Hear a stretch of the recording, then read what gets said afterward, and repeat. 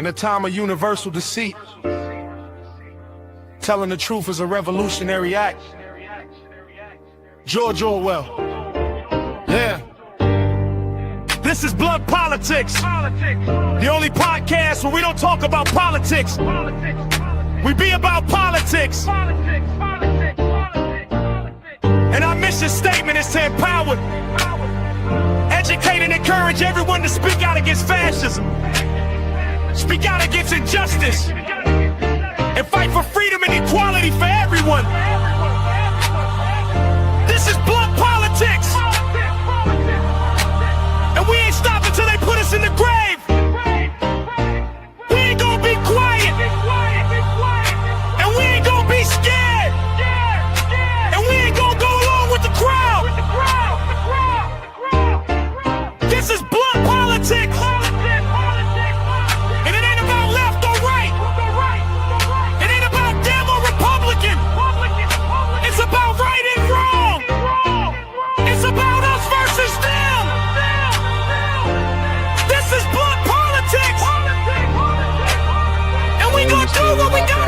Guys, what's happening? What's going on? I appreciate you guys joining me once again today for the second show today in the doubleheader. That is the Wednesday, double feature, as we call it here on Blunt Politics. But I appreciate you guys for coming back. When you say we bring in the chat, say hi to some beautiful people for their contributions to not only democracy, but, the community here. What's going on, Kyle? What's going on? Tanya, what's happening? How are you? Good to see you. Good to see you. What's everybody doing? What's up, Aqua Love over there on Twitch? What's up, everybody on Facebook, YouTube, Twitch, Instagram? Make sure you hit that button, whatever that button says for you to do on that respective platform. I don't know if it's a thumbs up. I don't know if it's a bit. I'm not sure what a bit is yet. I'm hoping to find out one day what an actual bit is on Twitch, but maybe somebody can enlighten me. But what's going on? I appreciate you guys. What's up, Nola? What's up, Greg? What's up, Gamer? Appreciate you guys. What's up, Rocks? Love you guys, as usual. What's up, Bri? What's up, Deb? What's up, Ian? What's up, Yakov? Yeah, appreciate you guys. Make sure you hit that like on the way. What's up, Jim? What's up, Carol? Good to see you. What's up, Wes? All right, yeah, we got a lot to cover. We were trying to pick up, I think I'm going to try to pick up where we left off this morning on the early show. We were diving into, obviously, Pam Bondi and her ridiculous and nonsensical and just, kind of embarrassing testimony in front of the House Judiciary Committee this morning. So we were kind of sidetracked as far as the show that we did have set up. You can never really tell whether those meetings are going to be as explosive or entertaining as you thought they were going to be. So you obviously have to set up a show. But it just so happened that, the Democrats and, to give him credit, Thomas Massie decided to really stick it to Pam Bondi and put her in her place.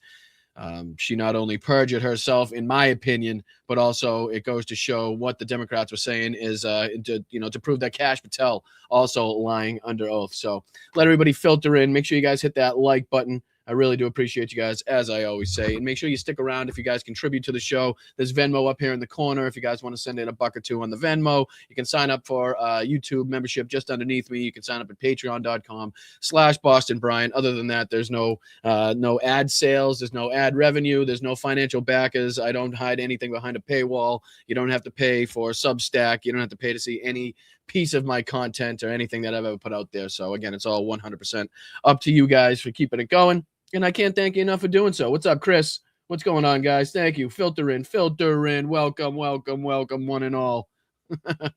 No, I appreciate you guys. Thank you. But yeah, we got a lot to dive into, so not to waste too much time. But like I was saying this morning, obviously we were taking a look at a few of the prominent clips coming from, let me see if I can put this on there. A few of the prominent clips coming from the testimony and the cross-examination, if you will, of Pam Bondi. Let me throw this up there. We looked at Ted Lieu, had a couple good moments. Obviously, Pramila Jayapal had a couple good moments. Jamie Raskin had a couple good moments. And like I said, we covered Thomas Massie and what he did. There was a bunch of people and a bunch of moments that you could dive into.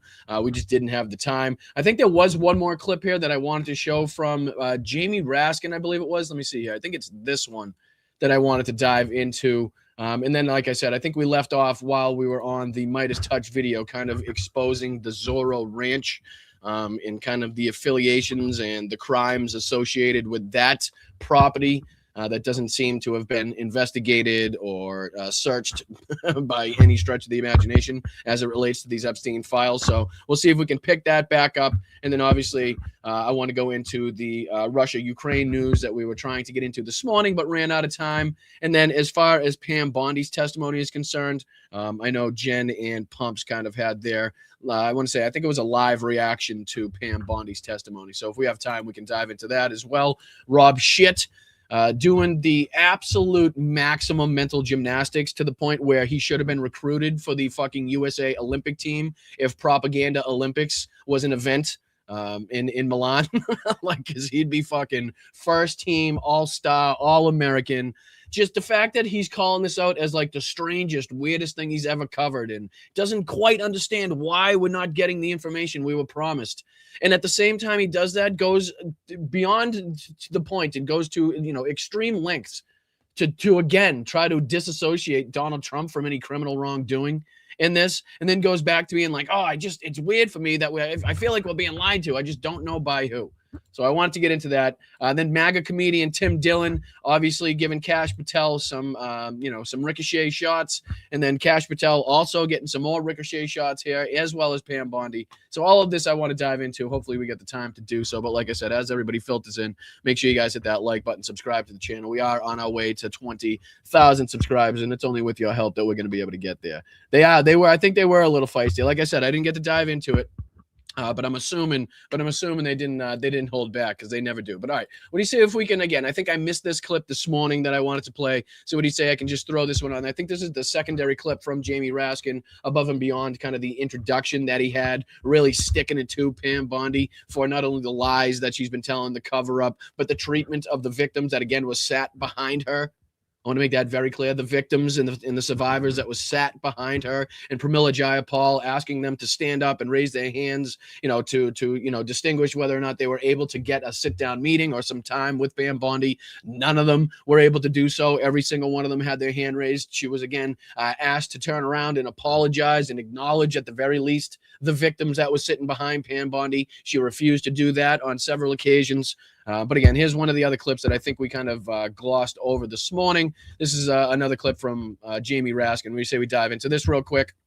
And then there's a ton of other things we have to get into too. So make sure you hit that like button, subscribe to the channel. I really do appreciate you guys for tuning in. I'm Boston Brian. This is Blunt Politics. Let's dive into it. Again, Jamie Raskin this morning at the House Judiciary Committee meeting with Pam Bondi, really getting her ass reamed out, and she had no defense. She was sounded like a sycophant at every friggin' turn, despite again the independent nature, or what's supposed to be the independent nature of the DOJ compared to again the executive branch. And they're not supposed to be tied at the hip. They're not supposed to be kissing each other's asses. But that's exactly what she continued to do. She obfuscated by pointing to the stock market as opposed to, and something that we should be talking about, in place of the Epstein files, and getting justice for the victims that were again sat right behind her. But all right, let's dive into the Jamie Raskin clip, and then we got a few more things to look at as well. Thanks, guys. I appreciate you. I want to start by saying I appreciate what you said, Attorney General Bondi, and you said it to me personally, that you take the personal security of every member of Congress seriously, and that people can contact you about that.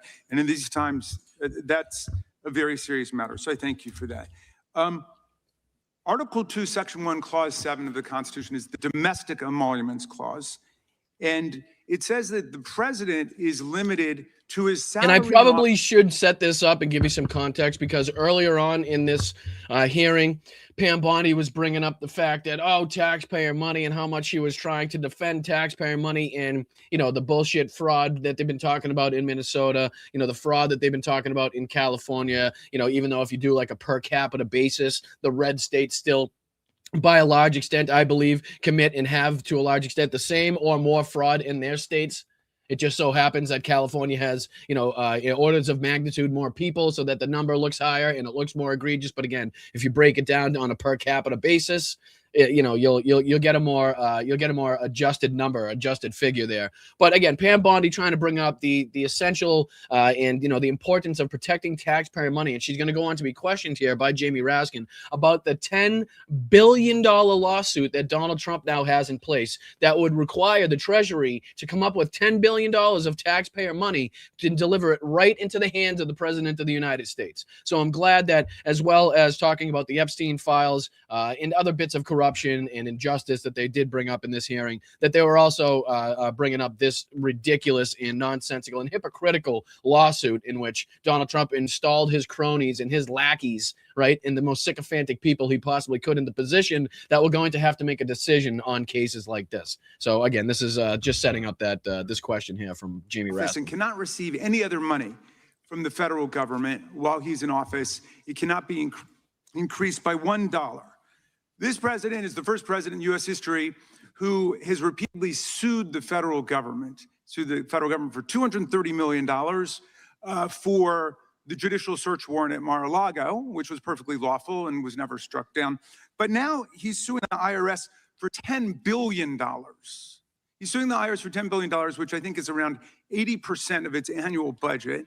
80% of the annual budget in one swipe wants to go directly into the pocket of the President of the United States, right? And we've already talked about how Scott Bessent has given this the okay when he was, testifying in front of Congress, and he had no problems with this, and he would definitely sign off on this. Now, Pam Bondi directly being questioned about this. And again, it's good to get it on the record. It's good to get the hypocrisy on the record as well. Her in the earlier instance talking about how it's the importance of taxpayer funds and taxpayer money and this and that and the other thing.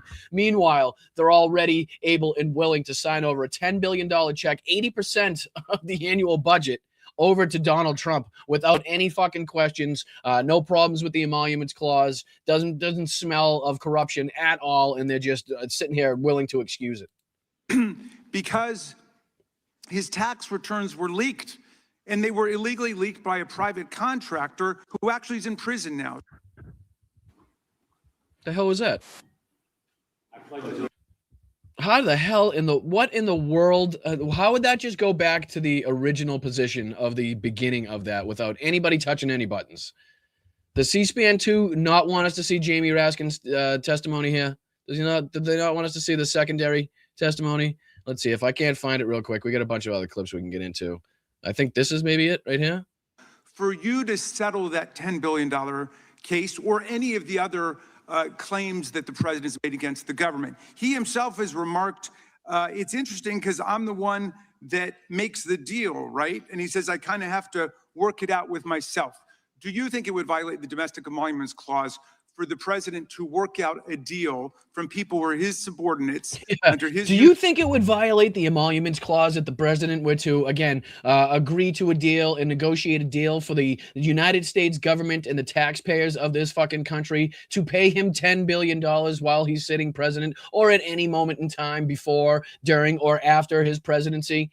Like, that's the direct question that she's now getting. You think she gives a direct answer? Shouldn't that be an obvious distinction we should make? With the United States president? What do you think she answers with? Unitary executive theory to get money in one of these cases. I'm not going to discuss pending litigation. Okay, so theoretically you're saying because his privacy rights were violated in that tax case, and they were. I'm with the president on that. I mean, his Mar-a-Lago thing is ridiculous, but there's no doubt that his tax returns, despite the fact that he promised to release them, despite the fact that every other president released the tax returns, he suffered embarrassment when it showed that he hadn't paid taxes for several years, and he had a right for that not to happen. Now, I want to turn back to the Epstein survivors, because President Trump may have been a little bit embarrassed by the release of those tax returns. How much do you think the claims of these survivors are worth? As the good congressman from Kentucky just pointed out. It's a great point, because now he's making kind of a comparison to not only Donald Trump's tax returns, and he kind of made the stipulation like, hey, listen, I'll even stipulate that even though he's, was sitting president of the United States, and they've all been, able to release their tax returns, and we've all been able to say it, even though he tried to hide them, and they came out, and I like how he kind of went in there and said that, it showed that he didn't pay federal taxes, which is kind of like a little dig that he got in there.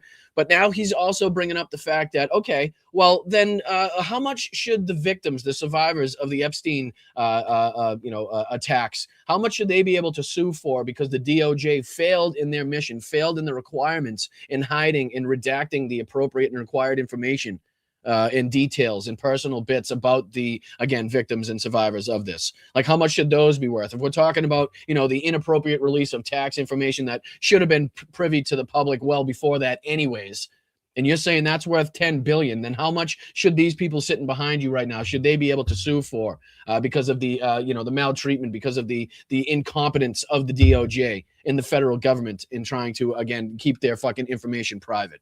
So it's a good little comparison. If you're going to talk about, the injustice here to Donald Trump and his tax information, then God knows, God can only tell how much that these people should be able to sue for because of the injustice and the incompetence that they've seen in getting, and again, having their information just blasted out there. Meanwhile, the criminals, the thugs, the rapists, and the murderers in this, and anybody affiliated with the crimes in any way has been fucking tirelessly had their names redacted from these files. So you can see where the work and the focus really went into as far as the redacting of this, and it wasn't to protect the victims and the survivors of this. There were lots of survivors who had decided, for reasons of their own, never to release their names. That determination was represented to people in Congress, and we built it into our federal law that their names could not be released, and yet you published their names, their phone numbers, their addresses, personally identifying information. If Donald Trump, and again, she can't even look up. She pretends this whole time to be reading something. I guarantee there's not a goddamn thing written down on those pieces of paper besides Merrick Garland, Joe Biden, 2020 election, and don't talk about Donald Trump like that. It's probably all that's written on those pieces of paper. But she can't even literally look up. She couldn't turn around and focus or acknowledge the survivors behind her. Like, she looks uncomfortable at every turn. You could tell she was exploding at times where they were pretty simple questions, ones that you would at least expect the Attorney General of the United States to be able to answer, without showing this like childish sense of fucking emotion and childish sense of like defending the president of the United States like this. But she couldn't get through it. And again, a lot of people on the right, you'll hear, probably come out of this, as they always do, saying that she obliterated the Democrats and she destroyed Jamie Raskin, and boy did Pam Bondi really stick it to the Dems today. But of course, they're all in their delusional fucking minds, right? The Trump derangement syndrome. You'd have to be deranged to believe any of the bullshit coming out of the right wing right now. So don't pay attention to any of that, because with the fucking, the people that have the brains in their heads and the heads on their shoulders, actually what came out of this. And the American people can see with their own eyes just how she did look and the incompetence and the ignorance that she showed today. So I'm glad that Jamie Raskin and others really fucking used this moment. Jasmine Crockett as well, because she had a great moment too in this hearing, where she even made it clear that she wasn't even going to ask Pam Bondi any questions because there was no guarantee, and there's been nothing shown so far that you could even believe any of the responses that she would give anyway. So there's no sense wasting not only Congress's time, but also the time of the people to even go ahead and ask questions you're just going to get a bullshit answer to, or lies about, or propaganda about. It's ridiculous at that point, right? So Jasmine Crockett has a couple good moments here. So I just want to dive into maybe a minute or two of this, and then we'll dive on to, again, more about the Zorro Ranch, because Jesus Christ. I mean, like I said, the more that people dig through these files and the more information that comes out of this, the more like insane and twisted and like fucking it's crazy. It really is crazy. But that's kind of where we left off this morning. So what do you say we get into this Jasmine Crockett clip, and then we'll dive on into that, and then we got a bunch more to cover too. So I appreciate you guys. Hit that like button. Make sure you subscribe to the channel if you like what you're hearing, if you like what you're seeing. That is would be greatly appreciated. So let's dive in. Which the Department of Justice scrubbed from its website in September. Without objection, the gentlelady from Thank Texas you. is recognized. Thank you so much, Mr. Chairman. And to be clear, I'm not going to ask any questions of this witness, because this witness has revealed that she has no intentions of answering questions. But instead, I'm going to ask some very basic questions really quickly of my colleague, Becca Ballant, if she will answer, right or wrong, raping children. Wrong. Right or wrong, killing random citizens? Definitely wrong. Right or wrong, enriching yourself as the sitting president of the United States? Definitely wrong. Okay, thank you, because I probably never would have got that with our witness. Our witness who somehow is a lawyer but does not I love understand the how it... sass that she brings, right? I love the snarky snass and fucking, you know what I mean? Just that whole air of like, these idiots don't even have a clue what they're talking about, and I'm going to sit here and I'm going to school them and I'm going to let them know. Like, I love the fire that she brings. So shout out to Jasmine. Works with witnesses. I'm not really sure what law school she went to and what all kind of cases she tried, but typically when you come into a space and somebody's a witness, then they sit there and they answer questions instead of asking questions. And then we also have this objection that we use as lawyers called non-responsive when a witness fails to actually answer the question. But nevertheless, let me address the survivors, because that's exactly who they are. They are not victims, they are survivors. Let me say thank you for having more courage and moral clarity in I your... appreciate that, Aqualover. Shout out in the chat there to Aqualover over on Twitch. I don't really understand politics, but I like listening to Brian. Well, I appreciate that, because the whole point of this is to bring more people into, you know, speaking about politics, learning about politics, being able to digest politics a little bit more easily, right? So to be able to come in here and speak to people that you like and enjoy in the chat, and, you know, maybe listen to things that you maybe not would be diving into on your own time, it really brings people in, shows you the importance of this. And I appreciate you giving me the opportunity, especially where, again, you know, a lot of people aren't engaged in politics, don't want to be engaged in politics, are frustrated by, you know, kind of the repetition of it all, and the hopelessness that they feel in, you know, kind of that, oh, my vote really doesn't count type of people. I'm not saying that, not equating that to you by any means, Aqualover. I appreciate your comment by all stretches of the imagination. So I'm just saying there are a lot of people out there that, you know, given the opportunity, listening to different people, might find that they find a way into politics, find a way to be able to digest it again, find a chat that they like, or find a community that they like, or find a creator that they like, and be like, okay, this isn't as bad as I thought. At least I can get my foot in the water, dip my toe in the water here, and then if I like what I'm hearing, if I want to get more involved, then there's ample opportunity for you to do so. So again, shout out to you, Aqualover. Shout out to everybody else on Twitch, again, Facebook, YouTube, Instagram. I appreciate you guys for giving me the opportunity here. Pinky fingers than the entire Department of Justice. We are currently the laughing stock of the world, partially because of the failed leadership within the DOJ, as we see kings and queens falling everywhere around the world. But we don't know the basics of right and wrong in this country, because it's not about partisanship. And that's why I applaud Thomas Massie, because he's the only person on the Republican side that has a backbone and knows how to stand up to corruption. But nevertheless, let me keep going. My Democratic colleagues have been attacked this entire committee hearing. They have been lied on. And frankly, the American people weren't looking for that. They were looking for answers about the corruption that they see coming from this administration. In the written testimony of this witness, of this particular witness, she stated that when she took office, she had two main goals. The first was to end the weaponization of justice, and second, to return the department to its core mission. Not only have you lied about both, you've intentionally done the exact opposite.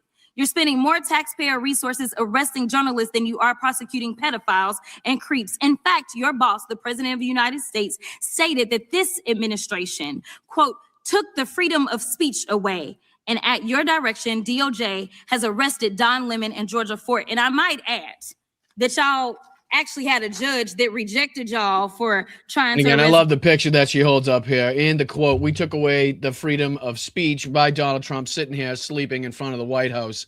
No doubt from one of his little fucking committee hearings, or what do they call them? The board meetings that he has there where he's falling asleep or shitting himself in front of people. But I appreciate Jasmine Crockett for the way that she approached this. Again, taking the time and not wasting any time, and not giving Pam Bondi the opportunity to kind of bullshit the American people, knowing that you weren't going to get any direct answers from this, is, I think, the correct way to approach this. So, shout out to Jasmine. I appreciate her. All right. This is kind of where we left off this morning. So we're now officially caught back up. But this was the video from Midas Touch and Ben Meiselas that they put out, I think, yesterday morning, if I'm not mistaken, about kind of the latest on what we're learning about the Zorro Ranch in New Mexico, kind of the hidden details from that, kind of the sick, twisted things that took place there, from the torture to, again, the possible burial of different individuals. So it's pretty fucking disgusting. And again, like I've said, the more that we learn about this entire fucking disgusting unraveling of this sex trafficking operation, the more depraved and the more, like, like the more widespread it becomes. So again, let's pick up where we left off. And again, this is a 30-minute video. We're not going to dive into all of it, but I'm just going to kind of see if we can, sift through some of the different articles and different memos and different things coming from the files that point and lead to things and different, ridiculous and egregious crimes being committed at this place.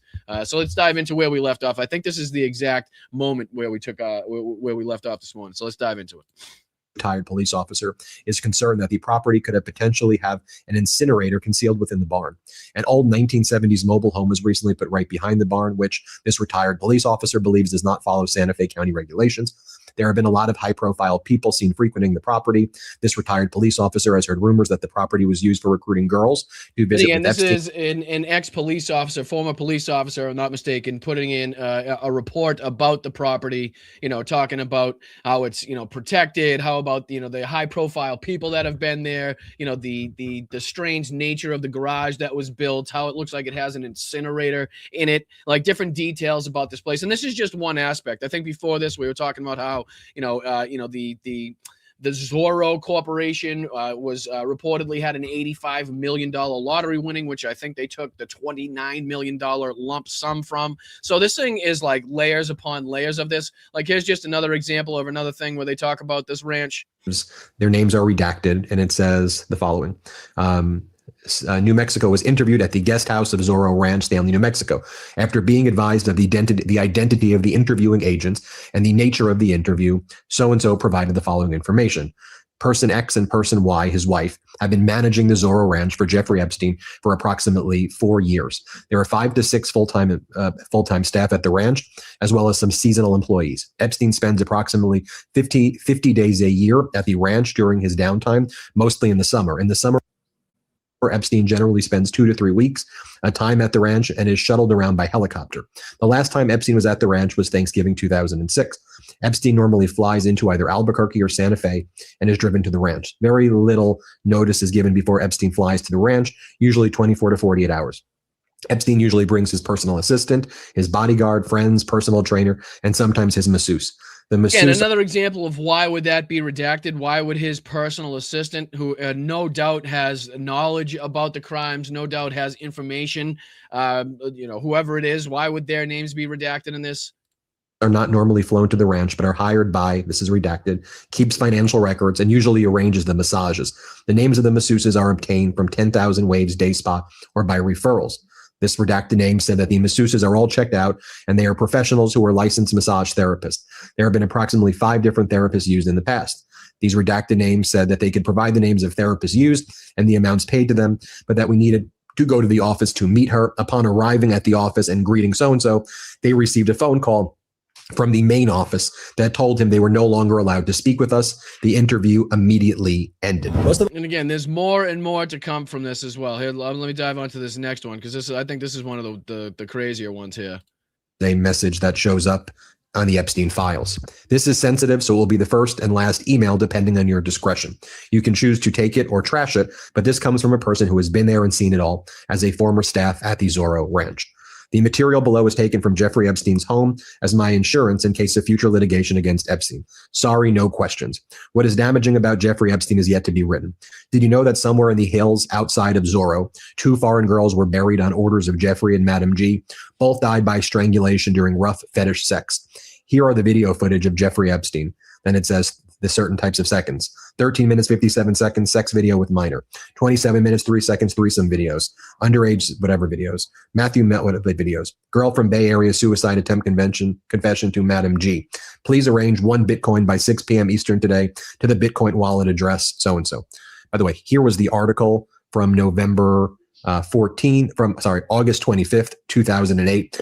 Trust claims lottery work $85 million. Oklahoma City. A trust has claimed winning $85 million Powerball tickets sold in El Tuse, the Oklahoma Lottery said Monday. A group called the Zorro Trust came forward and requested the lump sum payment option, yielding $29.3 million after taxes for the winning ticket in the July. Yeah, it's amazing the good luck that these groups and the trust associated with Jeffrey Epstein had as far as being able to win the lottery. of $85 million really begs to question as to what kind of control and association he had behind the scenes. But again, it's almost too extensive to go through in obviously this whole video. This is a half-hour video that Midas Touch did, and I'm sure this is just the tip of the iceberg as far as information, references, crimes committed at, burials, as you just saw, allegedly around the area, about the Zorro Ranch. So I'm sure there's going to be much more to come and much more detailed as far as that is concerned. But I mean, it just, again, more and more is being found out by the second, whether it's different properties, different people involved, the way that the scheme works, the way that the underage girls and the women were procured across the globe by different people, the people associated with it, the people that knew, the people that wanted to go to the islands. It just, all of it is coming out day by day, minute by minute, as the United States government is actively trying to cover up and deny the fact that active investigations are definitely warranted to continue this and to seek accountability and justice. So again, I would advise people to check out this video by Midas Touch and others talking about the Zorro Ranch, because again, it is wild. It's like, on one hand it's wild, and on the other hand it's to be expected, right? You had to kind of expect that these places existed all over the globe for them to kind of feel secluded, for them to feel safe. So it wasn't just the islands. You had to expect that there were different, whether it was his mansion or, other properties throughout the fucking United States that they used and utilized for these sex parties and crimes that they'd commit against children, the sickos, you know what I mean? So again, I'm sure this isn't even the last of the Zorro Ranch type of properties to come out of this. Just what remains to be seen from the files that haven't been released. We're all assuming that is the worst of the information being held back. So again, if this stuff was released, I mean, who knows what's being held back. So again, I advise people to kind of go check that out, educate yourself on what's been taking place there, how it wasn't utilized as far as investigatory work or the seizures and searches. But yeah, let's dive into, because we spoke a lot about Pam Bondi's testimony. And as we know, a lot of people like Jen and Pumps here for their, blunt view on politics. So what do you say we dive into the I've Had It ladies and their reaction to a little bit of Pam Bondi's testimony? We don't have to check out much of this, just a couple minutes of it, because we have a lot to cover. Rob Shit being next, and the mind fucking games that he has to try to do, the mental pretzels that he's tying himself into, and being like, he's so close, guys. He really is so close. But let's take a look at some of the I've Had It ladies first, and then we'll dive into Rob Shit, so we can get the whole gamut. We can run the whole gamut of nonsense to fucking propaganda. All right, let's go. Well, let me throw it on the screen. That would help. There we go. Deal. And for the insurrection, I mean, these people are just getting more and more unhinged. And I just think this is like, we need to have a psychiatrist on the show, because I think there's a new disorder called MAGA psychosis. I watched this, and originally I was enraged, and the more I watched it, just what a sad day for the United States. I mean, every day under Donald Trump is a sad day. Don't get me wrong, as democracy and the branches of government. But this was just a microcosm. Oh, what's up, guys? Sorry, my bad. I've been focusing on the show. My apologies. Welcome everybody from Hal. Appreciate all the sparklers coming in. Make sure you hit that like button on the way in. Make sure you're subscribed if you're not already subscribed. We're kind of going into the I've Had It ladies and their reaction to Pam Bondi's testimony. We just got through kind of recalling some of the testimony from Jamie Raskin, Jasmine Crockett, Ted Lieu, and others that were, again, fantastic at putting Pam Bondi in her place and calling her out, rightfully so, for, again, the egregious incompetence that the DOJ has shown in this whole matter. Pramila Jayapal, obviously, with a great moment that people are talking about as far as, hanging Pam Bondi out to dry. Pam Bondi actively choosing not to acknowledge the victims, actively choosing not to apologize for the incompetence and the ignorance of them not being able to redact and keep all the information private of the victim. So again, now we're just diving into a little bit from the I've Had It ladies. Appreciate you guys for joining me. Shout out to Hal. Shout out to everybody on the Sparkler side. Thanks, guys. Demise of the justice system. This is a person that cannot look victims in the eyes because she knows she's fucking them over, and she does not care. Never mind the victim. She couldn't even look at the politicians in the eyes when they were asking very direct, very serious, very easy questions, you would suspect. And God, I was just thinking, boy, has this fucking country been really, really shit on as far as attorney generals for quite some time now, whether it's Bill Barr, whether it was Merrick fucking Garland, right? Or whether it's this degenerate prick here, Pam Bondi. You know what I mean? We've been really screwed as far as fucking attorney generals are concerned for quite some time now. And you wonder why we're now paying the price as dearly as we are. That might be one reason. She has a pardon. She doesn't care. She doesn't care about decorum. She doesn't care about the truth. Lying to Congress, in my mind, is the least of her crimes. But the fact that she would sit there and defend Donald Trump and him being named like a million times in the Epstein files, but has not talked to one victim. Victims raised their hand. She didn't talk to one of them. I don't know if that point can be stressed enough, guys. Really, I don't. I think that's probably, I don't know, the most exposing thing, the thing that exposed this administration the most, right? When Pramila Jayapal, and we went over it this morning, and, but it's an important moment, right? Where she asked all the victims, all the survivors that were there in attendance to stand up, right? And then she then asked them, okay, please raise your hand if you have yet to been able to get some time to sit down and speak with the attorney general, right? And the same thing goes for Donald Trump as well, who again sat and promised Marjorie Taylor Greene that he would give these victims and the survivors time that they deserved, and yada, yada, yada, all the bullshit that we've heard.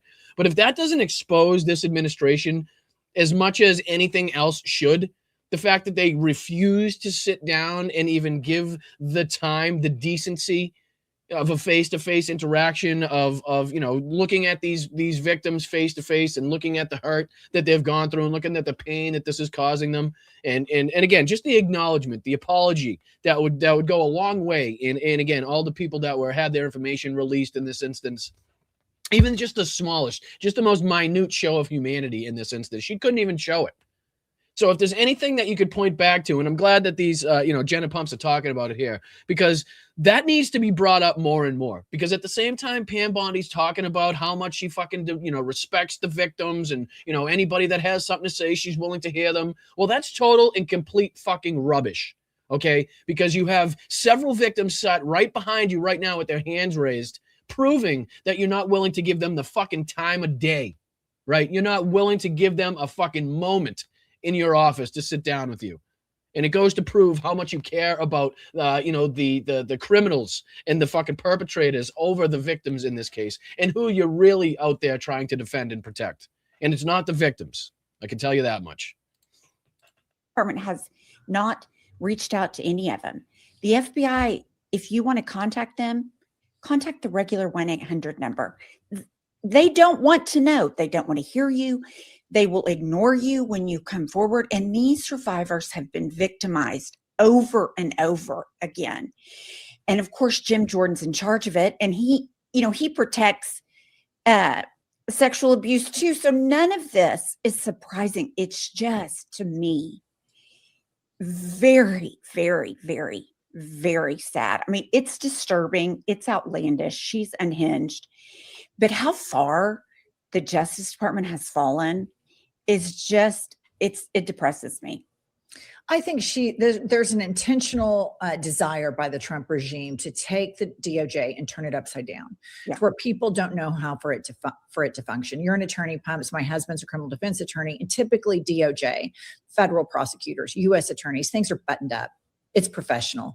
They're serious. They don't talk about indictments unless they can win. Their winning record is very high. Independence and all of this stuff is a really big thing. But we're seeing something really remarkable play out where you have Janine Pirro, believe it was. She tried to go. I think she goes into playing some clips, and you can tell who Pam Bondi was directly speaking to today: the billionaire class, the 1%, the people that have really profited off of Donald Trump's second administration. When she talks about the stock market, right? When she, instead of talking about the victims and how important it is to figure out who was actually involved in all of these crimes, she's trying to talk about the stock market and the people that are trying to profit the most from this country and the demise of it.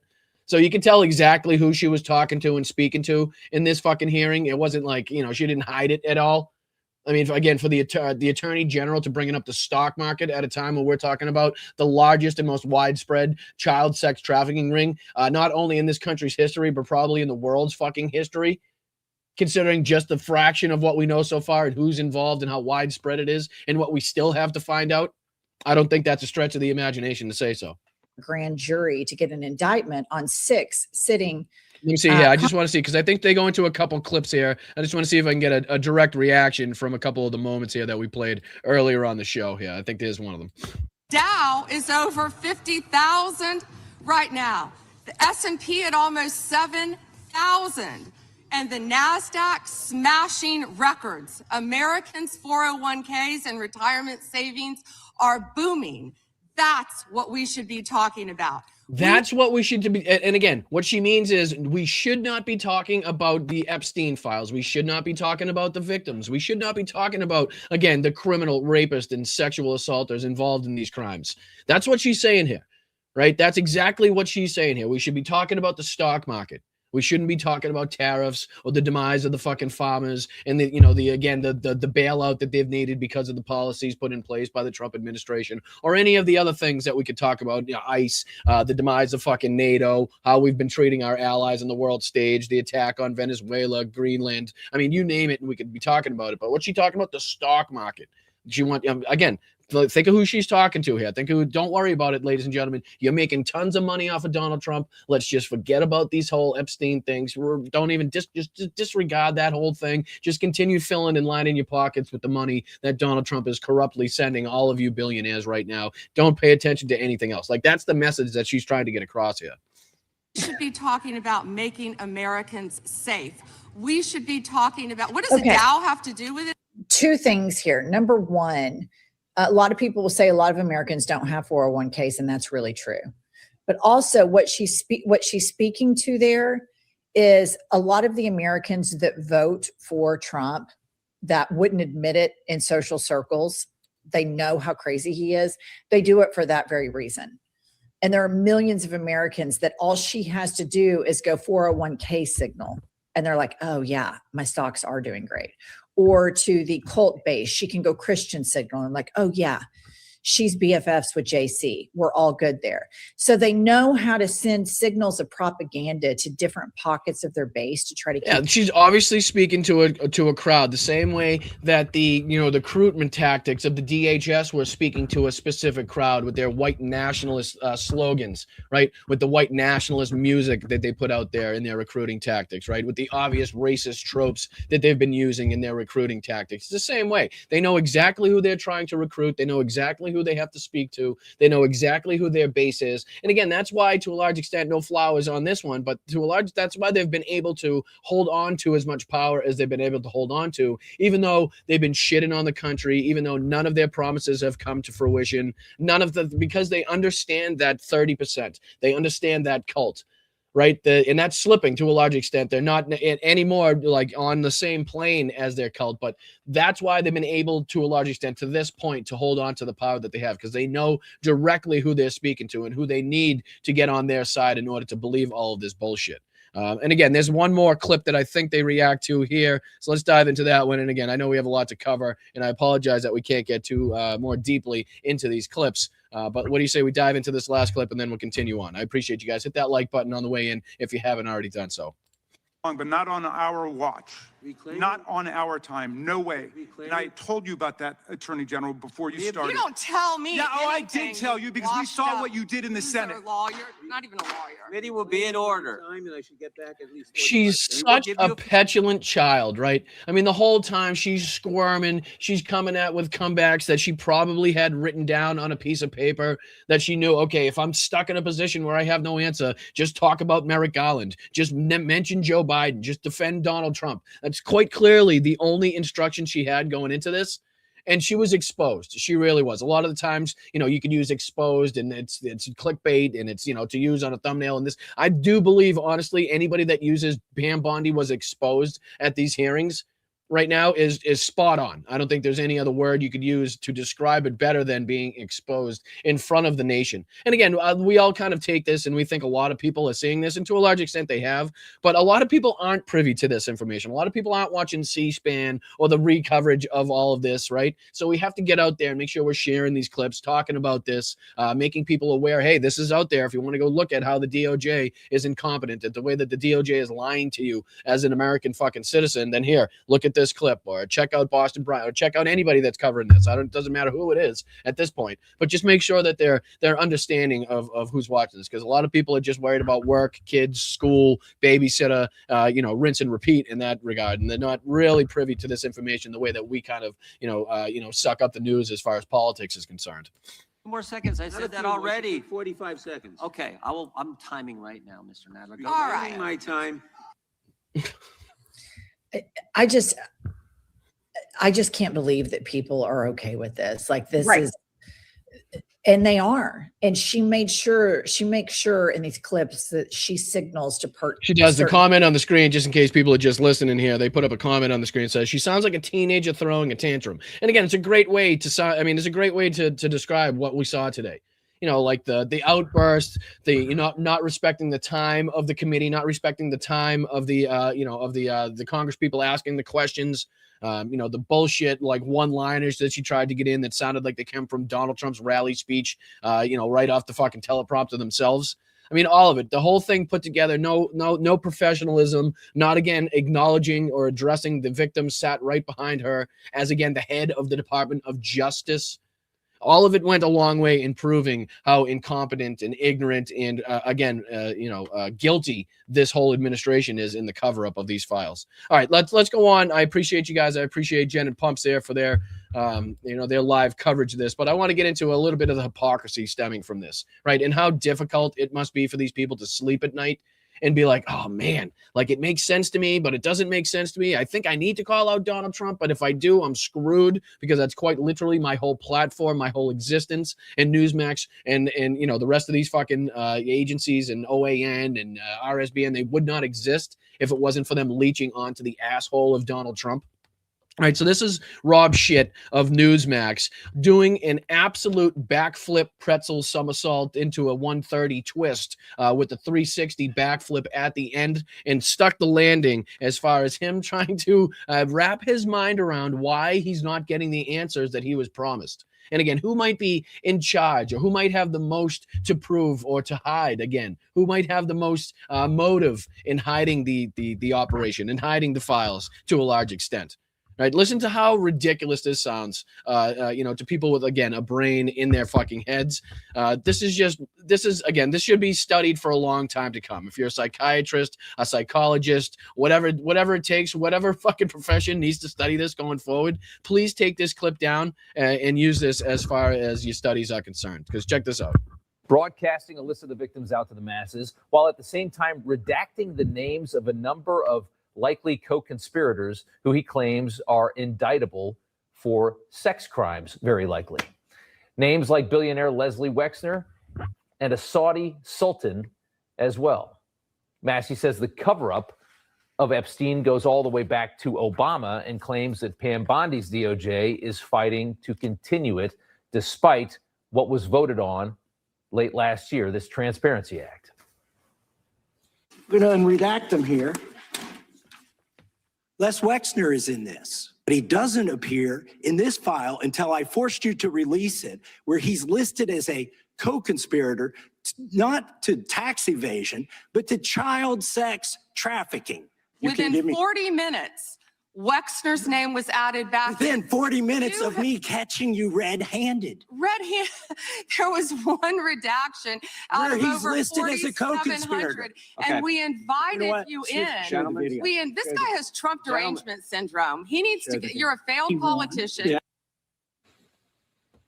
An ugly Now, moment there. The question is, though, why? Why is this all so difficult? Why does this need to be so hard? Why does this feel so bizarre?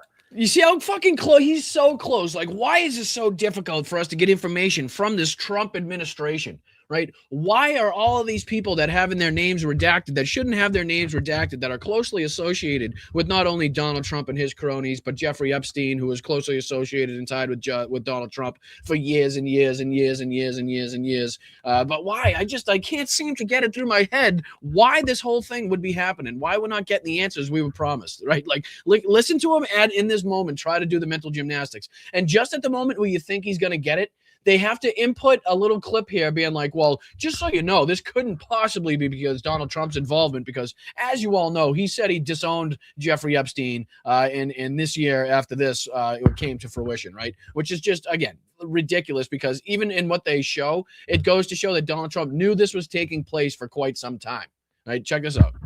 Some people believe that there is no conspiracy here and nothing is actually being covered up.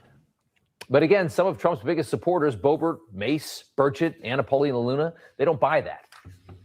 It's not a get Trump story any longer. This latest release proves that Trump was like one of the first people to call out Epstein. Is that what it proves? Is that what it proves? And again, the 38,000, and I believe what Jamie Raskin said could possibly be up to as much as 1 million mentions of Donald Trump in the files.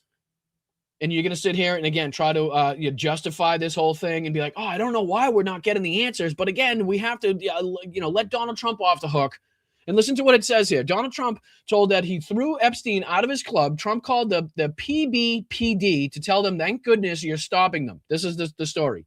Thank goodness you're stopping him. Everyone knows he's been doing this. So Trump right there, again, if he made that call, if he said what it says that he said there, just outed himself for knowing that this was going on for quite some time. And again, what's to say that this call wasn't made to, again, throw them off the trail if it was even made? To be like, oh, thank God. Oh, I know this is, I've attended his parties for quite some time, but good work that you're doing this now, right? Like, okay, yeah, sure. But even this goes to show that it says everyone has known he's been doing this. Clearly showing that he and the people he's involved with for quite some time had known that this was a thing that he was doing. And only when it was brought to his attention, only when Donald Trump knew that other people knew that it was going on, that Jeffrey Epstein was poaching underage girls from the spa at Mar-a-Lago to be used at his sex parties, that's when he decided to be like, oh, okay, maybe we need to come out with a statement, right? And even then, I do believe that Jeffrey Epstein's membership was open and active at Mar-a-Lago until 2007, right? Quite some time after this was even reported. So the mental gymnastics they're doing here and being like, oh, Jesus, why are we not, why is this so difficult? It's crazy that Pam Bondi, under the direction of Donald Trump, is actively doing what she's doing. Why we can't just look at Donald Trump and be like, hey, maybe we're being lied to, okay? Maybe there is a moment in time where we got to start looking deeper into what Donald Trump has been telling us, his involvement, how many times he's been named, the allegations, where he's been, the flight logs, the friends that he's been, all of this. Maybe it's time we should probably put the pieces of the puzzle together and stop looking like morons on TV night after night. You think he does that? Of course not. The Palm Beach Police Department called the police chief and thanked him for investigating this pervert years before he was even first convicted of a sex crime. This was 20 years ago. It's hard to imagine that Donald Trump then started hanging out with him and chasing after little kids after making a call to the Palm Beach No, before. Why are we making it seem like nothing took place before any of this came out, right? Why are we making it seem like the friendship between Donald Trump and Jeffrey Epstein and Ghislaine Maxwell wasn't well established well before the time of this fucking release or the time of this phone call or whatever information came out about Trump and Mar-a-Lago and Epstein and the spa? Like, the fact that you have to obfuscate to that point and be like, well, I guess we have to start the time frame at that moment right there, not acknowledge anything that took place before that point, is just another way that they're doing mental gymnastics to obfuscate and to remove Donald Trump from this. And they're not going to have any way to answer their own questions. If they don't start looking at Donald Trump, if they don't start looking at the fucking head of the snake and the person that has the most to lose, the most motive, the most involvement, the most mentions, for Christ's sakes, in these fucking files. I mean, at what point do we call them the Trump files that just maybe happen to mention Jeffrey Epstein at some fucking point? Christ, Trump's name so many times, you can fucking change the whole thing. But at what point do you just say, it almost makes the most sense if we look at this person who has the most power, the most fucking, established pressure over the people that he put in charge. But that's not what they do. Chief So then why is the DOJ redacting names and then quickly unredacting some of them after being publicly called out? Why is this so weird? Remember, these are the same people that told us that they were releasing it all, that they couldn't wait to release it all as they gloated about their incoming power. The same people that said that they were going to release it all, the Dan Bonginos, the Kash Patels, the Donald Trump when he promised his base answers for this, right? Oh, I can't understand why they were lied to. How they lied to us? Are you sure? It can't be Donald Trump that perpetrated these lies and is perpetrating the cover-up. It's got to be some other wild answer. And again, at the end of this, he even has the fucking balls, right? He even has the gall to say that people with a D next to their name are the actual pedo protectors, which is mind-blowing for me to considering what he's talking about. He actually just spent an entire segment talking about the DOJ and their fucking apparent cover-up as he's concerned, and how strange it is that he's not getting answers, and then has to end the segment with the thought that it's the Democrats who actively have no power in the government right now, whether it's the Supreme Court, whether it's the executive branch, whether it's fucking the House, whether it's Congress. I mean, you name it, the FBI, the DOJ. I mean, they got the whole fucking kit and caboodle at this point. But again, it's the Dems who are actively trying to get answers on this right now, who are actively questioning Pam Bondi to an extent far more egregious and far further than the Republicans are willing to go, as they were talking about anything under the sun other than the corruption, anything under the sun other than the Epstein files, when they had their opportunity to question Pam Bondi today. But listen to Rob Shit here as he tries to, again, do the best Olympic performance you've ever seen in trying to figure out why he's not getting the answers he was promised. Transition. That was only a year ago. It is the most bizarre story that I think I've ever covered. And the bits and pieces. And it's only bizarre because you're not allowing yourself to look at what's clearly written right in front of your fucking face, right? The answer is right there. And you're always going to be confused. You're always going to be wandering aimlessly through a fucking shithouse of Donald Trump's fucking bullshit. If you don't, again, look at the perpetrator. Look at the head of the government right now, who's leading, who sat in the Oval Office, and his involvement with all of this. You're always going to be questioning yourself. You're always going to be confused, and you're always going to look like an asshole, like he continues to do here. That we're seeing indicate that what's being concealed is horrific. Emails about loving the torture video from Epstein to an unknown recipient, protected by a DOJ redaction. Why? Yeah, why? A simple but potentially disturbing email says age 10 sent to Jeffrey Epstein.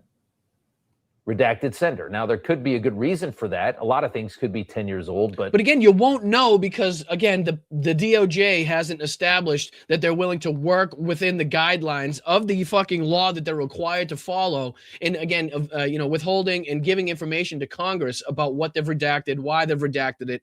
Not only that, but the date that they were supposed to have all the files released by, that's well and fucking past by now, right? So now he's talking about active evidence that he's looking at and showing on his screen. As for the DOJ, not only spending more time to redact the criminals' names, but obviously the ongoing cover-up and not answers that they're getting from these fucking files and the evidence he's now showing. But he can't put two and two together, folks. He cannot put two and two together and be like, you know what makes the most sense is if Donald Trump really is asking people to do this because of his involvement, whether it's financial, whether it's the sexual assaults, whether it's just because it's his friends and close associates, whatever it may be at this point. We're going to the nth degree until proven otherwise on this show. He's guilty of all of it. The most egregious allegations until this fucking government is willing to go down these holes, to go down these roads and figure out what's true, what's not, and actually put people behind bars. We're going with all of it is true. All of it. Where does your mind go? An explanation is probably needed for a redaction like that. Why is that name covered up? What was the rest of the email about? An email redacting the name of both the sender and recipient, so both sides blocked. And here you go. Here's another mention of the Zorro. You can see here. Did someone know in the hills outside Zorro, 2 foreign girls were buried on orders of Jeffrey and Madam G. Both died in strangulation during rough sex, fetish sex. Again, you'd think something that would stir the interest, pique the interest of these investigators to be like, you know what? We should probably investigate that. That sounds like something we should fucking hop on sooner rather than later. Out. Claims there's 2 foreign girls buried near Epstein's ranch in New Mexico. 2 girls who were strangled during rough sex. And 2 massive barrels of sulfuric acid ordered to Epstein's island. We talked about this last night.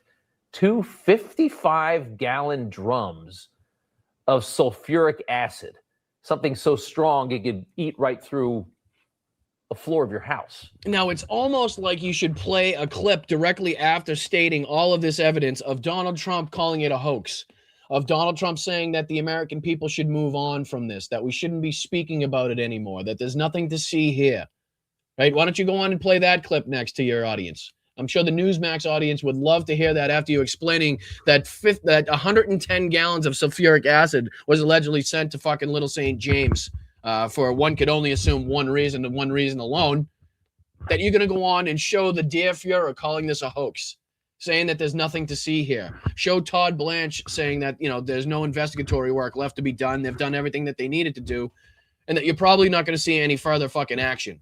Why don't you go on and play that for your audience? I don't think you're gonna. And again, I'm just for the sake of time, we'll go on here to the end because he goes on. Let me see to blame Democrats for this, if you can believe this. Right here, I believe. Right, listen to this. These are whipped puppies. They're cattle. They follow whatever the hell the leader says. They never. Oh, this is great. Listen to the hypocrisy of this one statement, right? Listen, just recall everything that you know about MAGA. Just recall everything you know about people willing to follow the bullshit and lies of Donald Trump to the ends of the earth, right? Knowing what you know about that, listen to the hypocrisy in this bullshit in this statement. Caucus into never asking once for the release of these files, all during Joe Biden's 4 years when Merrick Garland was in control of the DOJ. That's how much control they have of their caucus. These are whipped puppies. They're cattle. They follow whatever the hell the leader says. They never, ever stray. They can't think for themselves. And now again, if I told you he was describing MAGA right there, if I told you he was talking about people that still to this day support and follow Donald Trump, it would make total and complete sense, right? They're cattle, they're sheep, right? They can't think on their own. If they stray from the path of the fucking Fuhrer, then they're going to be, disowned. They're going to be shunned. They're going to be fucking sidelined.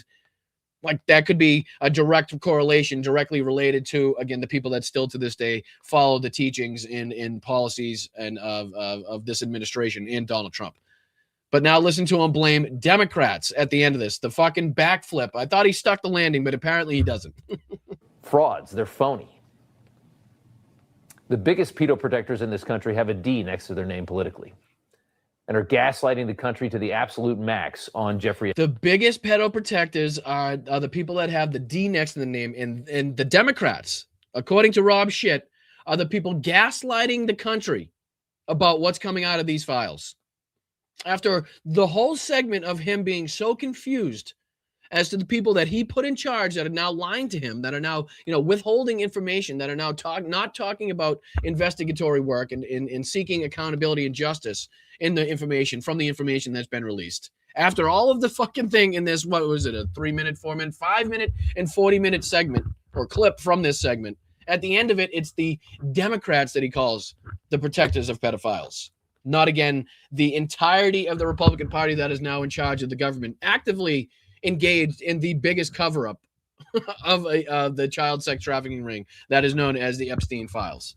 It's fucking crazy to think. It really is. Again, it needs to be studied. People need to talk about it for a long time to come. And tag me in the report when it comes out. Please do. Now, there's a couple instances in which, Kash Patel is also catching strays in this, as he should, because we talked about this morning how, all of the information just from what we've seen the congressmen and women talk about in the unredacted files that they've seen so far, going directly against what Kash Patel said under oath at his hearings, and then what he seemingly lied about under oath, about lying under oath.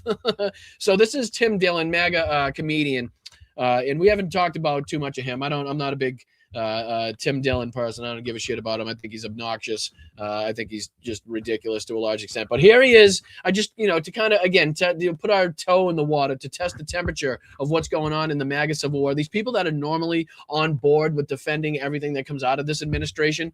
Here's Kash Patel getting like some really stray shots here from Tim Dillon. And that goes along the lines of these other MAGA commentators, or, I guess former MAGA commentators, you could say. This is Kash Patel and Pam Bondi lied under oath and should be fired, again, from Nate at Valhalla. So again, let's see what Tim Dillon has to say. I think this is about a minute or two clip that we have to get into to kind of gauge this. But again, check it out on what they're saying, at least about Kash Patel lying under oath about, not having any information not having any evidence to suggest that anybody was trafficked to anybody other than Ghislaine Maxwell and Jeffrey Epstein. Check this out. Remember this, though. Let's remember Kash Patel,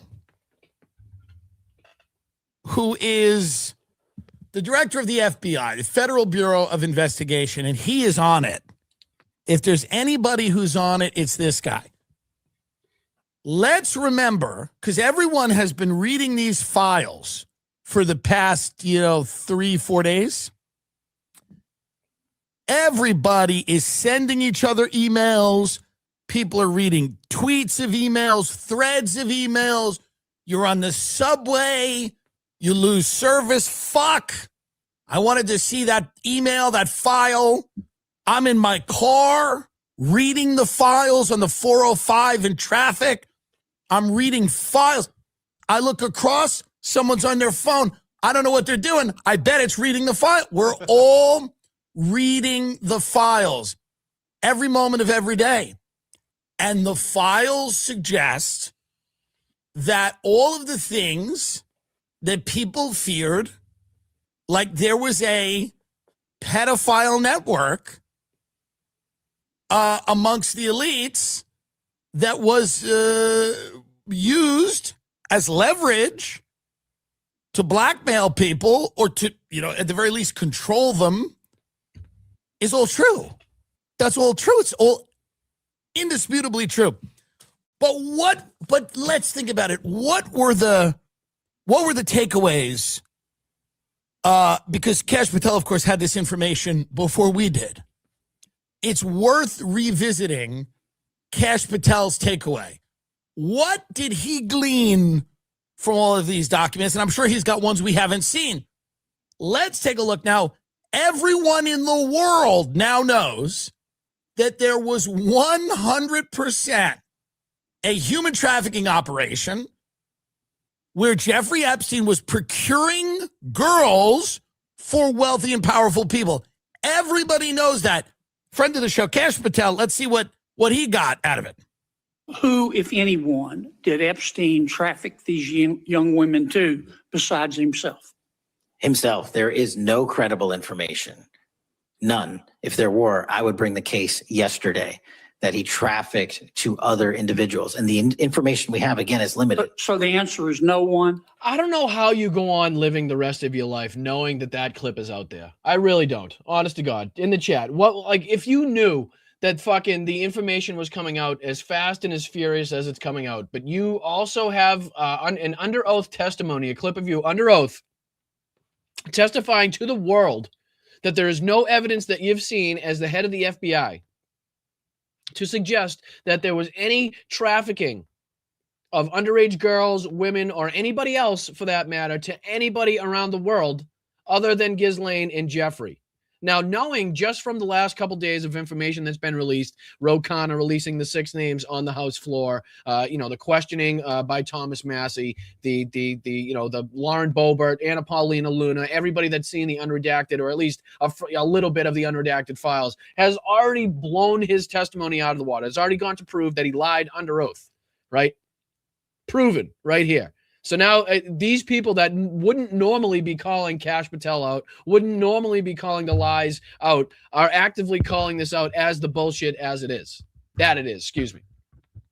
So again, Tim Dillon, somebody that, again, is actively responsible in my eyes for what we're seeing now along the lines of Bill Maher and the rest of these idiots and podcasters that had Donald Trump on in the run-up to the election, that fucking carried his water, that sold his bullshit for him. So no sympathy, no empathy, no flowers here. But again, it just goes to show the willingness and how many people are speaking about this and know the bullshit that they've been fed by this administration, and how not likely this is to go away anytime soon for Donald Trump, Pam Bondi, Kash Patel, Dan Bongino, who thinks he can slide back into his podcast role and nobody's going to be any the wiser, right? So again, we don't have to dive into too much more of that, but I just wanted, there are people speaking up about it and how ridiculous it is and the lies that they've been told. Not only Tim Dillon, but also, Nate here. We don't have to dive into too much of that, if you don't want to here. But this is, again, where he's calling out Kash Patel and Pam Bondi, for the lies that they've been told. And this is, along the similar lines of what Tim Dillon was just talking about here. These people have been caught I don't know why it keeps stopping. I'm not sure why that keeps happening. I do apologize, but at least it picks back up. I'm not sure what's going on with YouTube. Maybe it's a YouTube thing.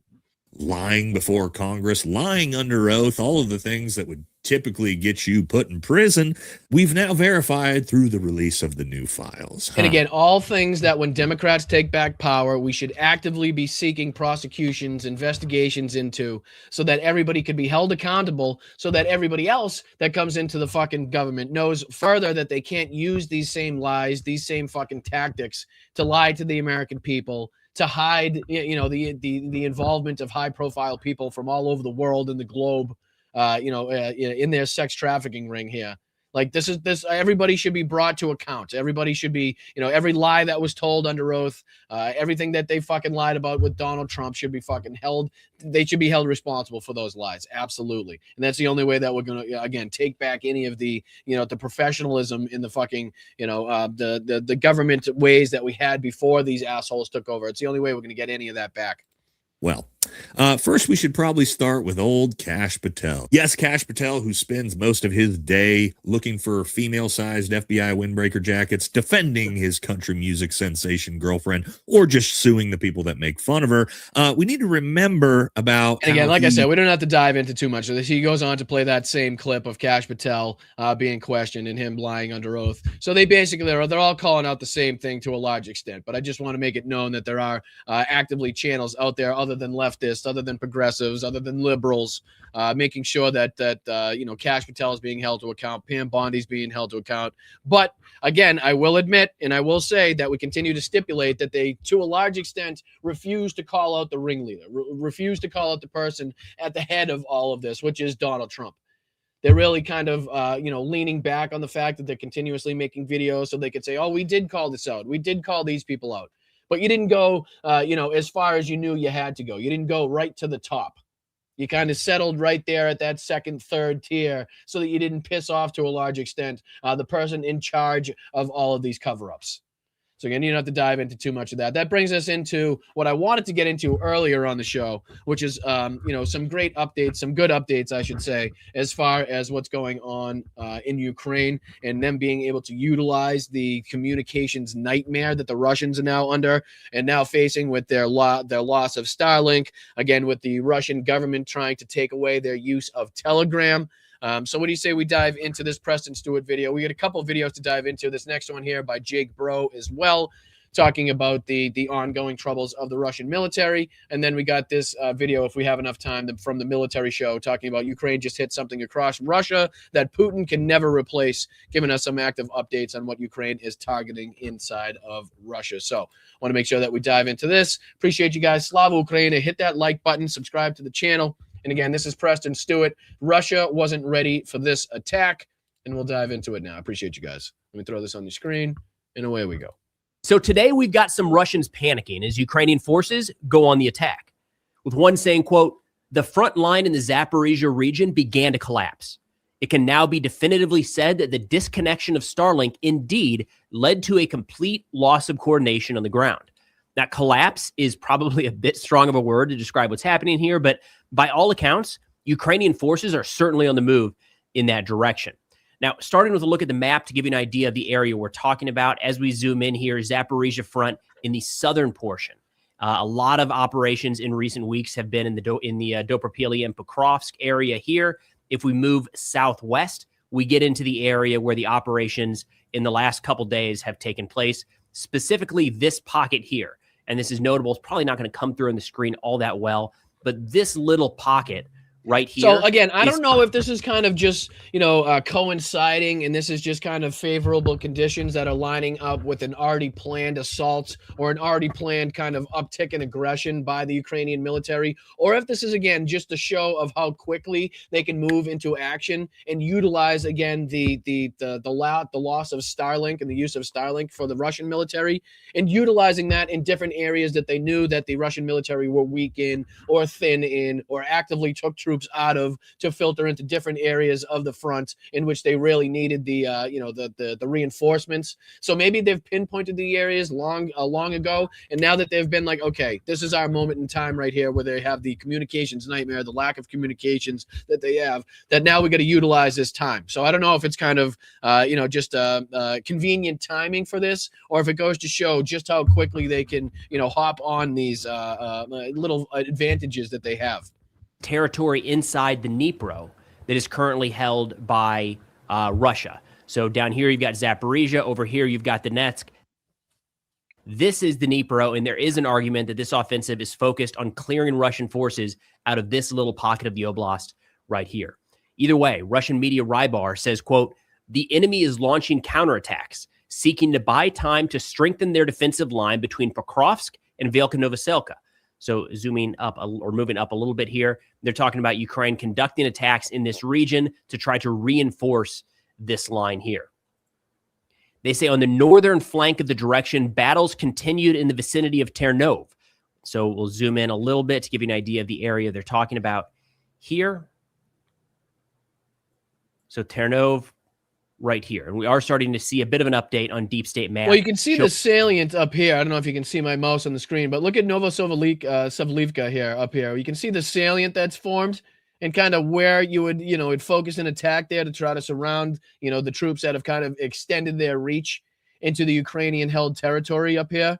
So you can definitely tell as to why they'd be kind of attacking if that's the specific area in which the attacks are happening. But there is footage to come because Russia tried to use their propaganda wing, their propaganda arm, to get another one over on the world media, which they sent a couple of their troops. Let me see if he pulls up this kind of they might be in the Jake Bro one. Might not be in this one, but there's a clip they're going to show of some Russian troops that went into a certain town that was not held by them to take a picture so that could be geolocated so they could put that out as propaganda. Well, again, Ukraine sent their own military service members into that area to take down the Russian flag and to put up the Ukrainian flag once again to show that they did not have and hold that territory. But I think that might be in the Jake Bro one. So just again, a little bit more from Preston. We'll go on to Jake Bro to get a little bit more insight as to what's been taking place over the last few days.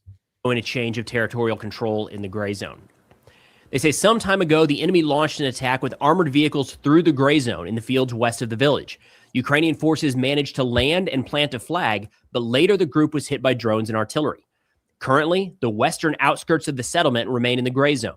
The enemy retains the ability to transfer... And again, the gray zone is like disputed territory, not completely held by one side or the other. It's actively being fought over. It's actively switching hands back and forth. That's what he means when he talks about the gray zone. So just in case you're wondering. Small infantry groups here, which, despite losses, slow down the Russian armed forces' advance. So when we're looking on the map, again, this is kind of the key area that we're seeing a couple different Russian accounts talk about. Ternov, Berezov, and then a bit of a push here from the west. So this is kind of the focus of operations in the area. Again, I think it's a bit of a stretch, but some Ukrainian or some Russian accounts starting to panic about a collapse at the front. I don't think that's exactly what we're seeing here. Russian analyst Two Majors says the enemy is making suicidal attempts to break through the depths of the defense at the junction of the Zaporizhia and Dnipro regions.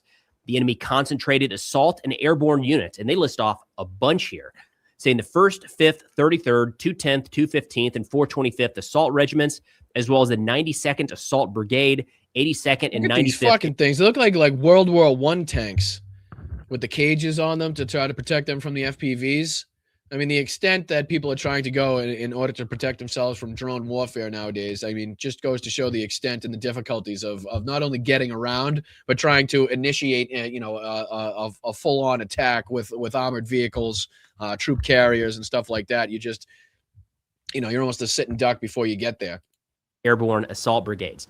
I haven't seen evidence of any of these units yet being utilized. Again, it's good to see. Again, I don't know if, like I said, I don't know if this kind of happens to coincide coincidentally with an ongoing push that the Ukrainians had already had planned, or if this is, again, directly in relation to the communications blackout as far as Starlink is concerned on the side of the Russians. But either way, it's good to see that the Ukrainians are making a push and making the Russians pay for the territory that they've had to struggle mightily to gain up until this point. But let's dive into this Jake Bro update. We haven't talked or looked at a Jake video in a little bit, so I think it's due time, right? But he's also talking about a similar aspect: the Russian soldiers in chaos. Russians lose Telegram. So this is another aspect, another important thing that we need to talk about above and beyond the Starlink. Because again, I believe he dives into just how many Russians use Telegram on a daily basis, and just what it means when they say they're not going to be able to utilize that anymore, and that, again, they're trying to put in place this kind of Chinese government-esque main app in which, again, he talks about the camera always being on, the microphone always being able to pick up what you're saying in the room. You know, say if you're watching some American propaganda, as they would call it, you know, nothing to say that the Secret Service wouldn't be at your house in about 10 minutes. So again, this is going to go on to a deeper aspect of how I don't know. It's almost like they're shooting themselves in the foot. But again, we've also seen a lot of information be revealed over Telegram as far as the Russians are concerned anyway. So again, it's surprising on one hand that it took this long for them to kind of dissuade their people from using Telegram. But let's go into this video if I can. I appreciate it. And look at the losses here. Look at the number that we're up to, right? Basically 1.25 million personnel eliminated from the battlefield as far as Russian occupiers are concerned, right? 1,248,560. Just astronomical, absurd numbers. Another 980 in the last 24 hours alone. Another 2 tanks, another 5 armored fighting vehicles, another 33 artillery systems, which I believe is a substantial uptick. Another 2 air defense systems, another fucking 1,200 UAVs taken out in 24 hours. Right, 182 vehicles and fuel tanks, another special vehicle here, a special piece of equipment. Unreal. I mean, just the numbers are staggering that are continuing to see. And again, as we've talked about, this is kind of typically not the stale moment, but the moment where a lot of people are trying to stay warm and stay alive during these difficult times on the front lines, in the trenches, with the lack of food, lack of fucking, lack of gear that you have. The weather not being conducive for attacks. Like, this is typically not the time when you're going to see like these numbers persist. So this is only going to become more exponential as the weather continues to get better. So all right, let's dive into the Jake bro here. I appreciate you guys. Welcome back, defenders. This is insane. Russia has begun restricting Telegram. This is part of Russia's latest push to tighten internet control. And there are over 75 million monthly users of Telegram inside Russia, including 85% of people between the ages of 12 and 24. So again, just think of what a substantial move this is, right? Just think of how ridiculous this is. 75 million monthly users for Telegram inside of Russia, right? 85% of people between the ages of 12 and 24 inside of Russia use Telegram. And now, as he's going to go on to explain, they want to take that away, similar to what the Chinese government does to its people. And they want to continuously try to push people in Russia to use a singular government app that would allow them access and control in ways, the Russian people probably can't even imagine at this point. But this is above and beyond them losing control and access of Starlink, and already the chaos that it's caused on the front lines. Above and beyond that, this is them shooting themselves in the foot even further here. This was Russia's last free communication platform. Everything else has been blocked or restricted by the Kremlin. And the government is doing this because they want all of their citizens using the official government surveillance app Max. And again, this is the app that they're trying to push out and get everybody in Russia to get on and listen to, the capabilities that it gives the government in order, in terms of surveillance and spying. Max to come pre-installed on all devices starting in September of last year. The microphone is always on. The camera will randomly switch on to watch you in your home, and the FSB gets to read everything you say and do. So surprisingly, Russians don't want to use the official government surveillance app to talk to their family and friends. Online, Russians are complaining anywhere and everywhere. So far on Telegram, you think any of our Republican friends will call this out?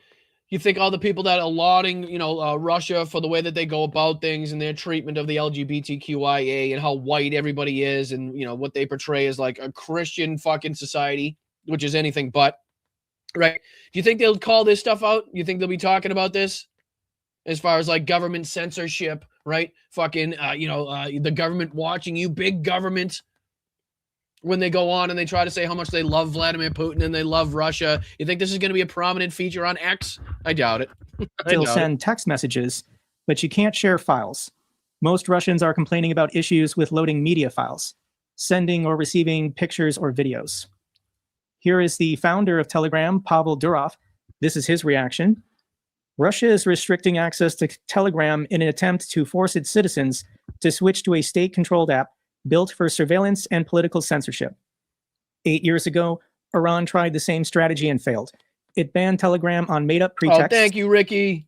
I appreciate that so much. Thank you so much for the 10 gifted memberships. 10 fantastic people in the chat now get an opportunity to get a membership for a month. Thanks to Ricky. Make sure we're reaching out to Ricky and thanking her for her contributions to the channel. Very much appreciated, Ricky. Thank you so much. Trying to force people onto a state-run alternative.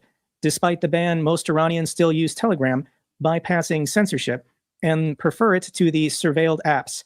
Restricting citizens' freedom is never the right answer. Telegram stands for freedom of speech and privacy, no matter the pressure.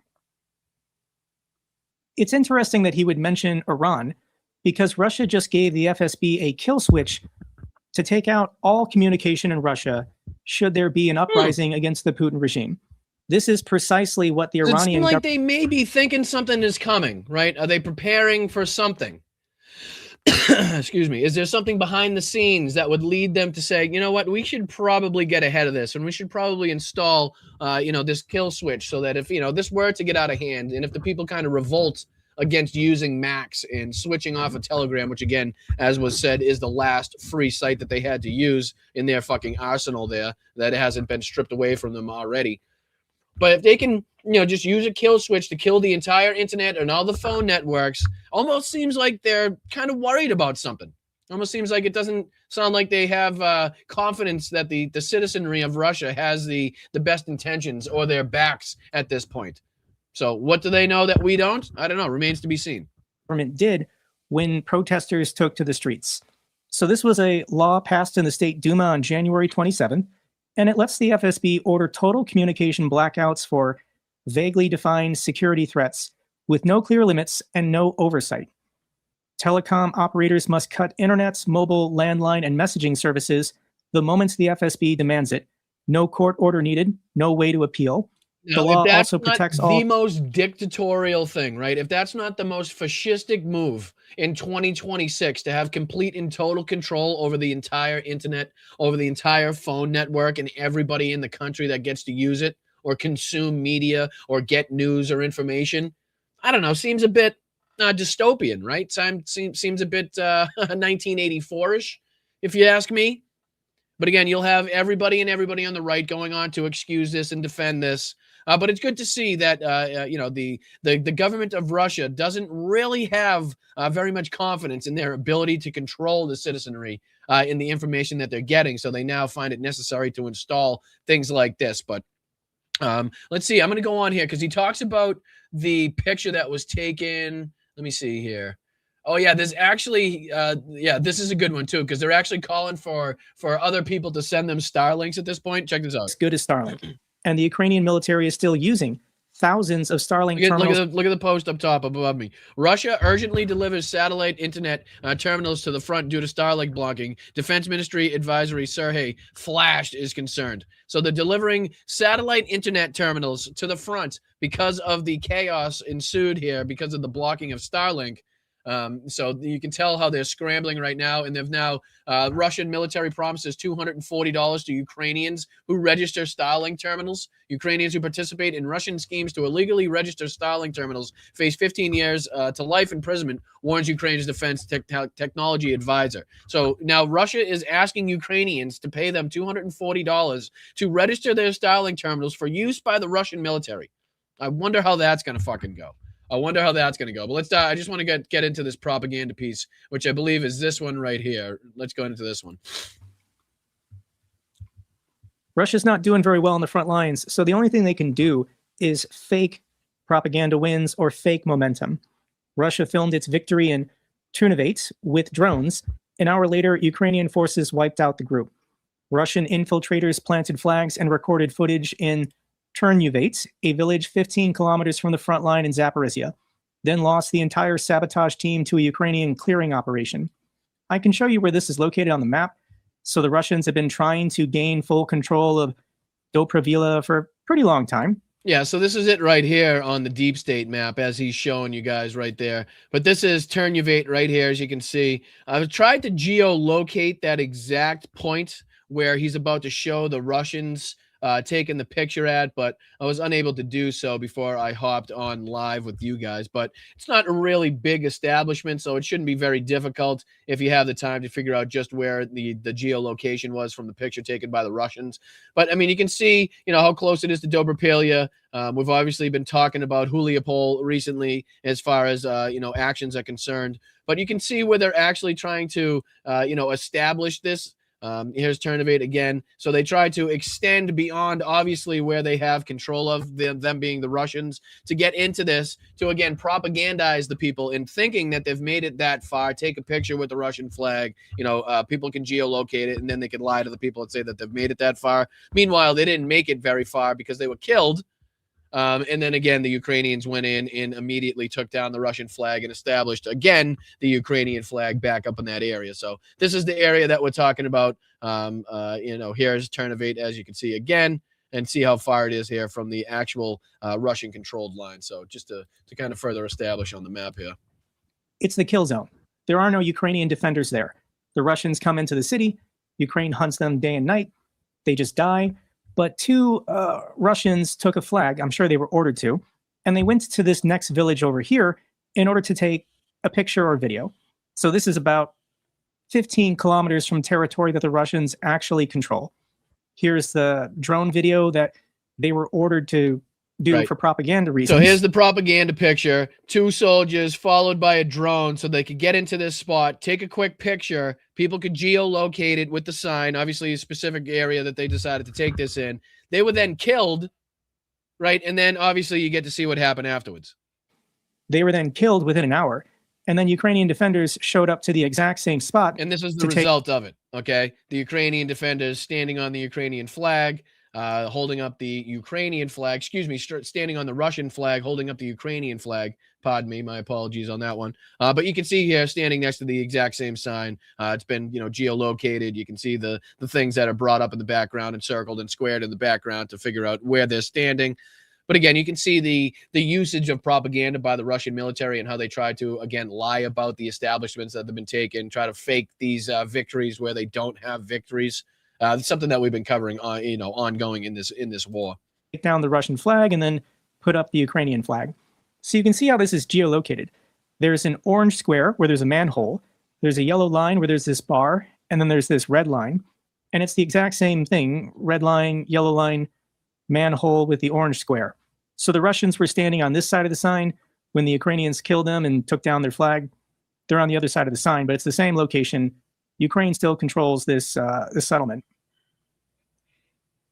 All right, again, and let's dive into a little bit of the front lane updates on just what Ukraine's been attacking. I appreciate Jake and I appreciate Preston for their updates. Again, the chaos, I don't think we can really kind of overemphasize just how fucking, what a moment this is for the Ukrainian military to try to exploit the chaos on the front lines before the Russians get to establish different means of communication, different ways of getting around their blockage from Starlink, not being able to use Telegram to a large extent. I'm sure the crackdown on that is going to start becoming more and more apparent for these people as well, not only citizens, but the Russians, the military as well. But again, this is from the military show, and this is talking about Ukrainian and the Ukrainian military and what they've been targeting and striking inside of Russia and how it's been affecting Vladimir Putin in Russia directly. So again, we want to be focusing not only on the front lines, but also the active targets being seeked out inside of Russia and the effectiveness of the Ukrainians in continuing to seek these targets out. So what do you say we dive into a little bit of this, and then I might get you out of here a couple minutes early. It's never a bad thing. So I appreciate you guys. Thank you so much. Hit that like button. And again, this is from the military show. And this is, again, Ukraine just hit something across Russia that Putin can never replace. And again, this is just a quick update into what is being targeted inside of Russia lately. Ukraine just hit something big in Russia. In a historic night, it has taken out something that Putin can never replace, and Russia's president is shaken. A key plant burns, and it's not the only thing. Ukraine did everything right in a single night. Redkino, Belgorod, Bryansk, and Saratov are all burning, and there's not a thing that Putin can do about it. We'll start with the village of Redkino. Nestled away in the Tver region of Russia, that village is home to a plant that produces fuel for two of Russia's most vital missiles, the Kh-55 and the Kh-101. And it's funny. I mean, it's not funny, but it just goes to show how strategic the Ukrainians are being, because it's like you could go after the last step. You could go after, again, the base that is firing or launching the planes that are firing these missiles. But what the smarter person would think of, let's go to where it begins. Like, let's attack the fuel. Right? Because they could make these things in the fucking millions, but if they get no fuel to make these things fly, then there's nothing. They're just paperweights. There's nothing they can do about it. And that seems to be, a lesson that the Ukrainians learned a long time ago in going directly to kind of the beginnings of the most important parts of these weapon systems, wherever it's where they're made, how they're transported, the fuel systems that they need, the vital fucking pieces and parts and where they come from, and attacking the supply lines. So this is just another aspect and another piece of evidence to suggest that they're doing, and again, justifiable military targets, not fucking civilian infrastructure, not apartment buildings, not hospitals, not schools, not children's, places where the children are staying. No, active, justifiable military targets that go to the use of these missiles that are actively being used to kill Ukrainians. Putin thought the plant would be safe. Tver is sandwiched between Moscow and St. Petersburg, and Ukrainian drones would have to travel hundreds of miles to reach it. And that's just what they did. According to United 24 Media, the early hours of February 7th saw Ukrainian... That depends if you take the fins off, Keith. If you keep the fins on, they might not roll too well. drones take flight in the direction of Redkino. They bypassed Russia's scant air defenses and scored direct hits on a plant that reportedly produces a rare missile fuel known as Desilin M. That fuel is now burning along with the plant that produces it, and Russia can't deny what's happening. NASA's THERMS platform recorded an active and again, blaze. It strikes like this and footage like this. I don't know if this particular footage came from Telegram, but a lot of the times it's we can confirm the strikes, so we can talk about the effectiveness of the strikes and what they took out based solely on like these different Russian citizens posting these videos on Telegram. Like there's an ample amount of evidence that you could look at that give us kind of an insight as to what's been going on with these, refinery strikes, with strikes inside of Russia, and how effective they've been at evading the Russian air defense systems.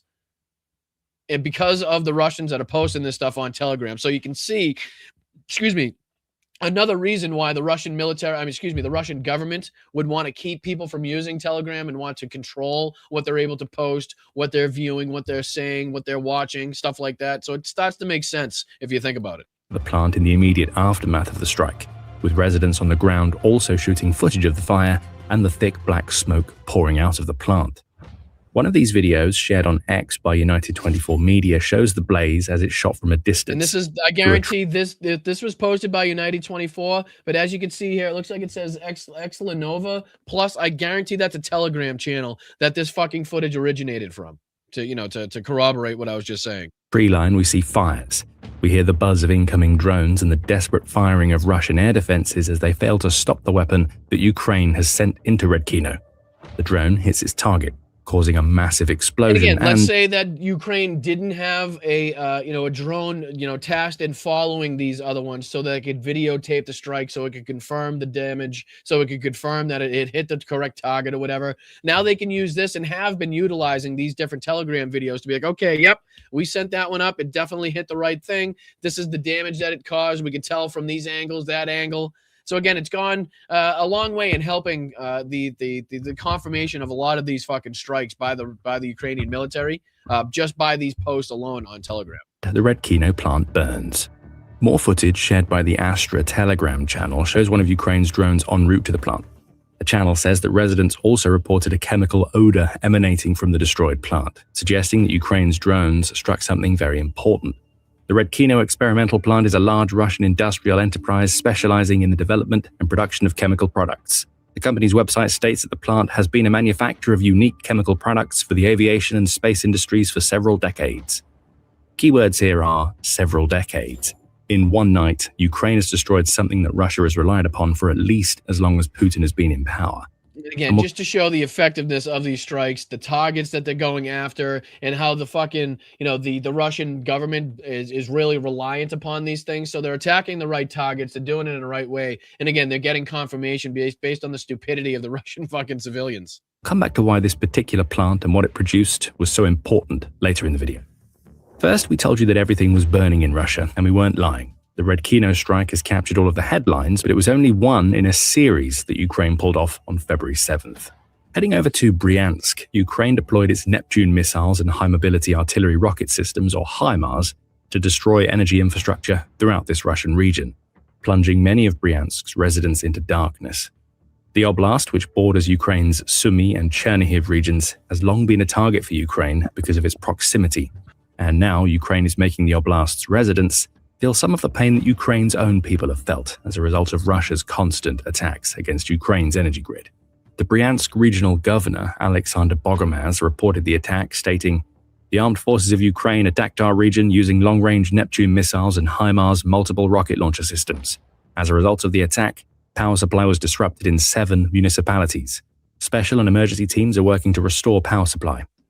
For what it's worth, Ukraine's military hasn't released an official comment on the attack, with the Kyiv Independent noting that it wasn't able to confirm the veracity of Bogomaz's claims on February 7th. I love the guy, the Russian there, knew that he didn't have the ability to call it out as far as being like, egregious or anything like that, considering what they've been undertaking on themselves as the Russian military. But it goes on because there were several more key strikes that Ukraine undertook. I believe this was from a few days ago. I'll let you know when this was posted. I think this was posted February 10th. So this was posted yesterday, but I believe this is, again, updates over the last few days of some of the things that were struck inside of Russia.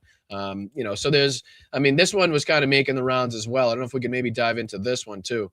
So once again, Russian soldiers tried to... This was a story that was kind of making the rounds here, where 2 Russian soldiers were kind of videotaped trying to make their way into Ukrainian captivity. We've been talking about how it seems to be the best and only way for anybody fighting on the Russian side to live at this point, especially through the winter months, especially through, these harsh conditions that they're facing out there on the front lines. So it seems like, and this was a video here in which it looked like Russia decided to attack their own military personnel for going to try to surrender to the Ukrainians. And the secondary the soldier on the screen here was actually killed by a Russian FPV drone. And this, again, was another Preston Stewart video talking about this, which is, again, right in line with what you'd think the Russian military would do and have done and continue to do to soldiers that in any way try to, ditch their unit or try to go over to, to the side of the Ukrainians to surrender themselves. So this is another one of that, another story that's been making the rounds. Tried to surrender, but instead were killed by their own forces. Now, this video was released by the Ukrainian I Want to Live project a few hours ago, where they say 2 Russian assault troopers surrendered to fighters of the 24th Separate Mechanized Brigade near Chasiv Yar. They were walking towards Ukrainian positions, escorted by a drone, when they were attacked by their own side. Their comrades in arms, upon seeing them approach with raised hands, did not hesitate to use an FPV drone to kill one of the surrendering men. The second Russian was lucky enough to reach you can see there in the video, and they'll show it again here, how the second Ukrainians guy unharmed. There's the guy looking back at the strike. Kind of practice is far from an isolated case. Now, I've already seen the detractors pop up here, the appropriate skepticism of saying, how do we know for sure that that is a Russian drone striking Russians that are surrendering? And again, good question to be raised. And I think he brings up a good point here, because the point that he makes, and I'll let you guys go after this, but the point that he makes is right now, the prisoner exchanges that are happening, like a Russian prisoner alive that could be exchanged for God knows how many Ukrainian prisoners of war right now. So they're more valuable at this moment in time, and continuously are for intelligence purposes, left alive than they ever would be for, and it would take out or to excuse or justify the use of the Ukrainians to, again, utilize one of their FPV drones to kill this person as they're actively walking towards them to surrender. Right. So it'd be more beneficial for them to, again, allow him to come into captivity and then, again, exchange him for Ukrainian POWs than it would be to take him out and expend another FPV drone to kill that guy. You know what I mean? It makes absolutely no sense in that regard, which is another reason why you can be pretty sure that this was a Russian FPV drone taking out one of their own to stop them from getting into the hands of the Ukrainians to then be used as an exchange tool to get back Ukrainian POWs, right? Or to give up any information about the whereabouts, strength, whatever it may be, to give out any intel on the Russian military in that case. But he makes a good point here. Fair, we don't. Like the footage that I'm showing you here is all that we have. Now, there's quite a bit suggesting that this is pretty in line with recent Russian behavior. I mean, for starters, this episode is not being played on any Russian channels right now. All right. So if this was a Ukrainian drone killing a Russian soldier that has very clearly surrendered and is walking towards Ukrainian lines, that's the stuff that goes viral on the pro-Russian channels. It's not even being addressed at all. So that's one. Of course, we have a history of seeing Russia do this, not just with drones, but small arms fire, as well as artillery being trained on Russians that are surrendering and walking across no man's land to Ukrainian positions. This is far from the first time we've seen this type of action carried out. Another key one here is just yesterday, we played a video with a message from the Ukrainian 225th Assault Regiment talking about how one more dead Russian soldier doesn't really alter the balance of this war. They want Russians to surrender. And in my interactions, talking with a number of different Ukrainian units, that is more and more becoming a priority, becoming a focus. Whenever possible, capture Russians alive.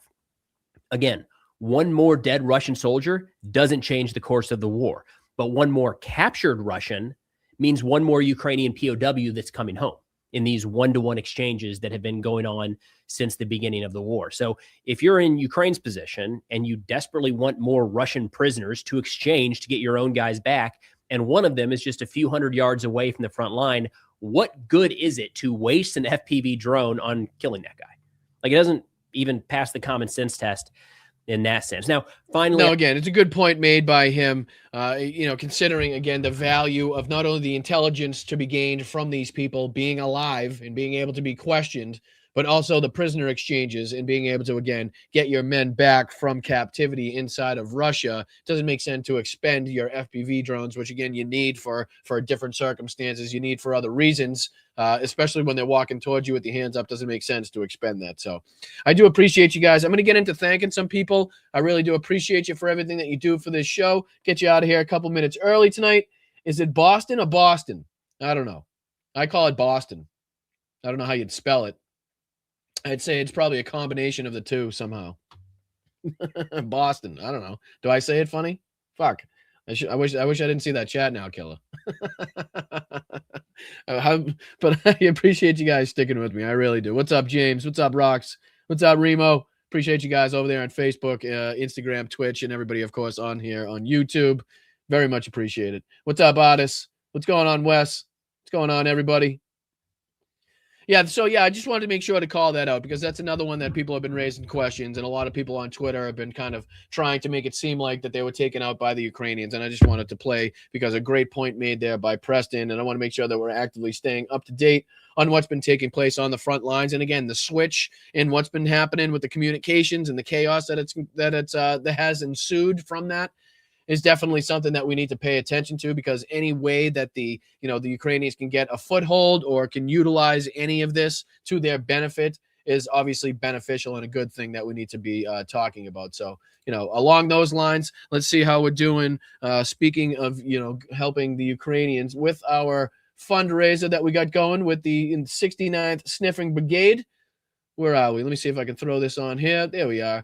Let me do an old refresh. So we're up to 100. Oh, man, we're up over 11,000 euros. Thank you so much, guys. 100 donations so far. 54% of the way there. We're on our way to 20,500 euro to get a truck over to the 72nd Separate Mechanized Brigade in Ukraine to help save who knows how many lives. And again, thank you guys so much for your support, whether it's just, sharing this out to different people on different platforms, whether or not you've contributed financially yourselves. Thank you so much. But to see this is, continuing to tick up at the rate that it is really a sight to see. And really goes to show the contributions and the change that we could enact here when we all come together. So thank you so much for getting us to almost 11,100 euro raised here, which is again 54% of the goal. So what's that? 11,011. So that's about a little over $13,000, right? So I'd say about $13,400 raised, somewhere in that vicinity. So thank you so much. And that's just about a month, too, of this campaign. So please make sure we're continuously sharing this out there. It's only with your help and your generosity and your support and sharing this out that we have been able to make it this far. So let's get the rest of the way, 54% of the way there. It's going to be really, really fulfilling when we get this done and we're able to see, the reception of the truck and how thankful the Ukrainian military are. So it's going to be a good thing. So I appreciate you guys. All right, let's get into thanking some people, whoever contributed on Venmo, which is just up here if you want to send a buck or two. Again, the only way that you guys can help is through the generosity of the chat. We don't subscribe to selling you guys anything here. We don't have anything hidden behind a paywall. No ad revenue. The lives I don't even monetize at all. So I mean, we try to do it the right way here, and it's based off of solely your participation and your generosity. So if you want to sign up for a membership, just underneath me. If you want to sign up or check out patreon.com/Boston Brian, there's 3 great tiers on there. If any one of them fits your financial profile or financial abilities, then please think about supporting the channel. And again, the easy way is Venmo, send a buck or two, or just a super chat in the old Chatski. Goes a long way in helping the chat. So helping the show. So thank you so much. Let's get into thanking some people on Venmo, and I'll get you guys out of here maybe a couple minutes early. So thank you so much to everybody that contributed earlier, whether it's Nancy. Thank you so much, Nancy. Thank you, Claudia, Christine. Thank you to Nicole, Roger, Karen, Damon, Suzanne. Over the last few days, you guys have been fantastic. Linda, Peter, Garrett, all of you guys. Thank you for everything that you do for not only this community, but for all the communities here, trying to support and celebrate not only democracy, but fighting against fascism. So thank you, Wes, for starting it off today. Congratulations on being here for 22 months, my friend. Something good's going to come. The devil first. Much appreciated. Thank you, and good to see you in the Zoom chat as well. Always good to see you, my friend. Thank you so much. Thank you, Greg. How does Raskin resist choking? Oh, I know. I mean, again, who could sit next to these fucking decrepit motherfuckers, right? So that's a question I could not answer to you, Greg. I appreciate your contribution, though. Thank you, Wes, again.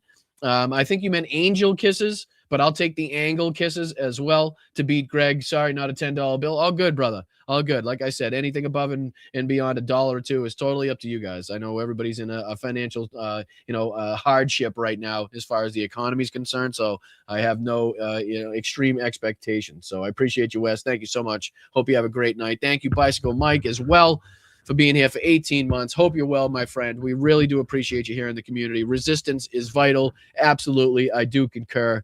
And thank you so much again. Shout out to you, Mike. Thank you to Greg. Again, 401ks don't recover like the Dow. Dips are theft. Absolutely. And Donald Trump knows that he can, again, affect the information behind the scenes where he knows the dips are going to happen because of his policies or this or that thing that he's doing.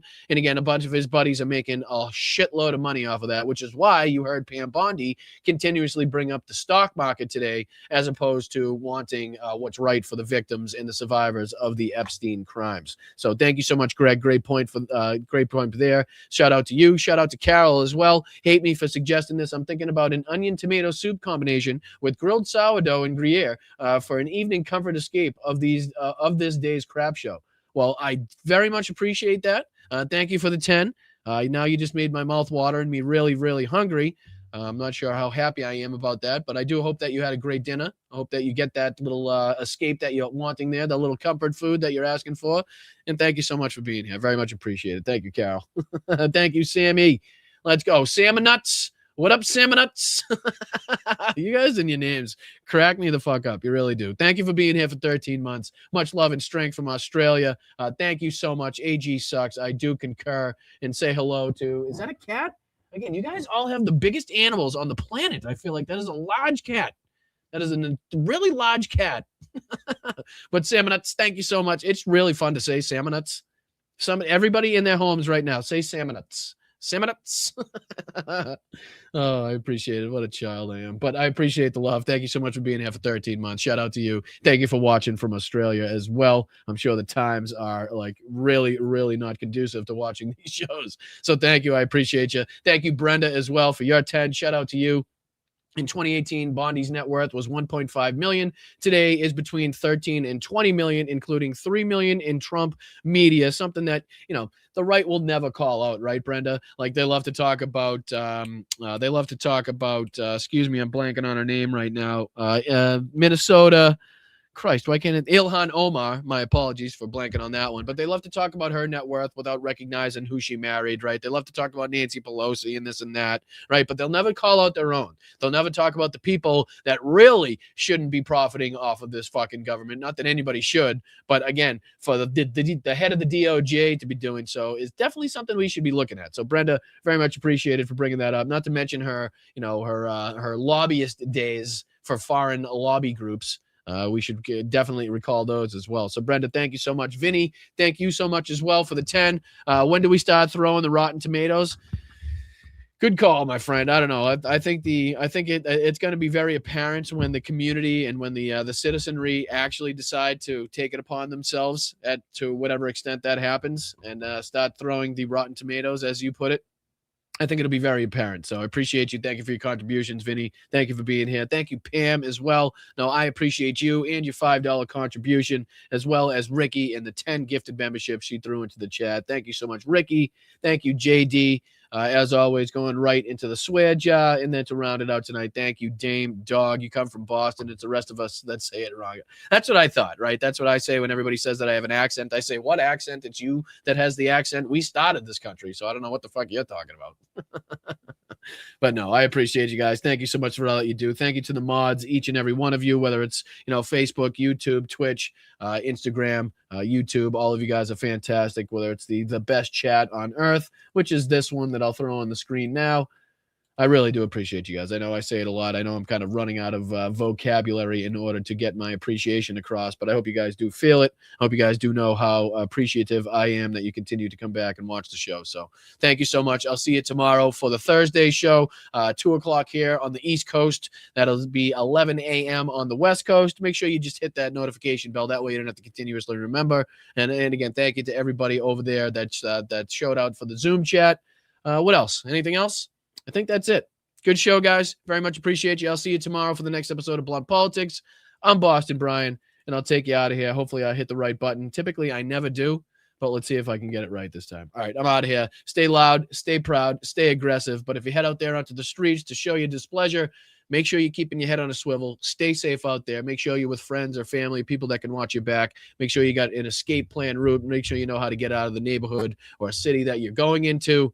I want to keep everybody safe as long as humanly possible. So thank you guys. Thank you to everybody sharing out the campaign on Help 99, everybody that was donating to the GoFundMe that we put on the screen earlier on the earlier show. I really do appreciate you guys for your support. So thank you, everybody. Good to see you. The mods, good to see you in the chat, and I'll see you tomorrow for another episode of Blunt Politics. All right? Take it easy, guys. I'll see you later.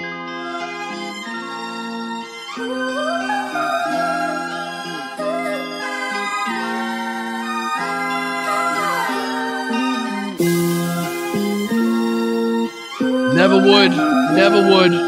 It's tough to get everything into one show, artist. I know. I try my best.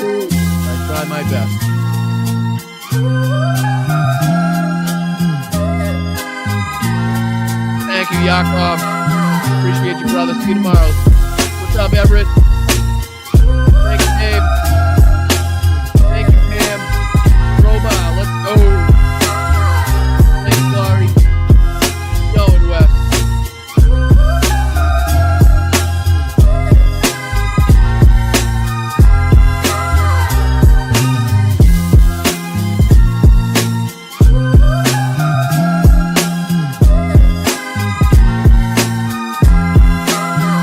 Thank you, Tiff.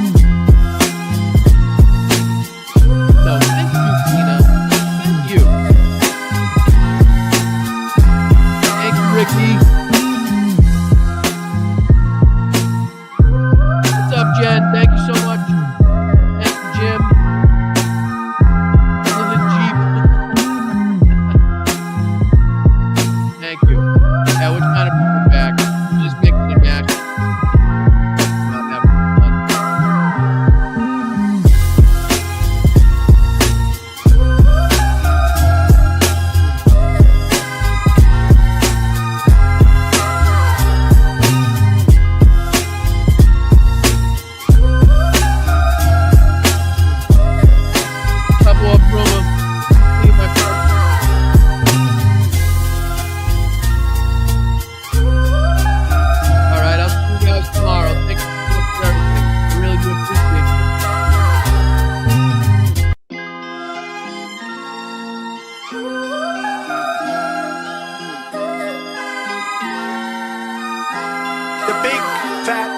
happy United States.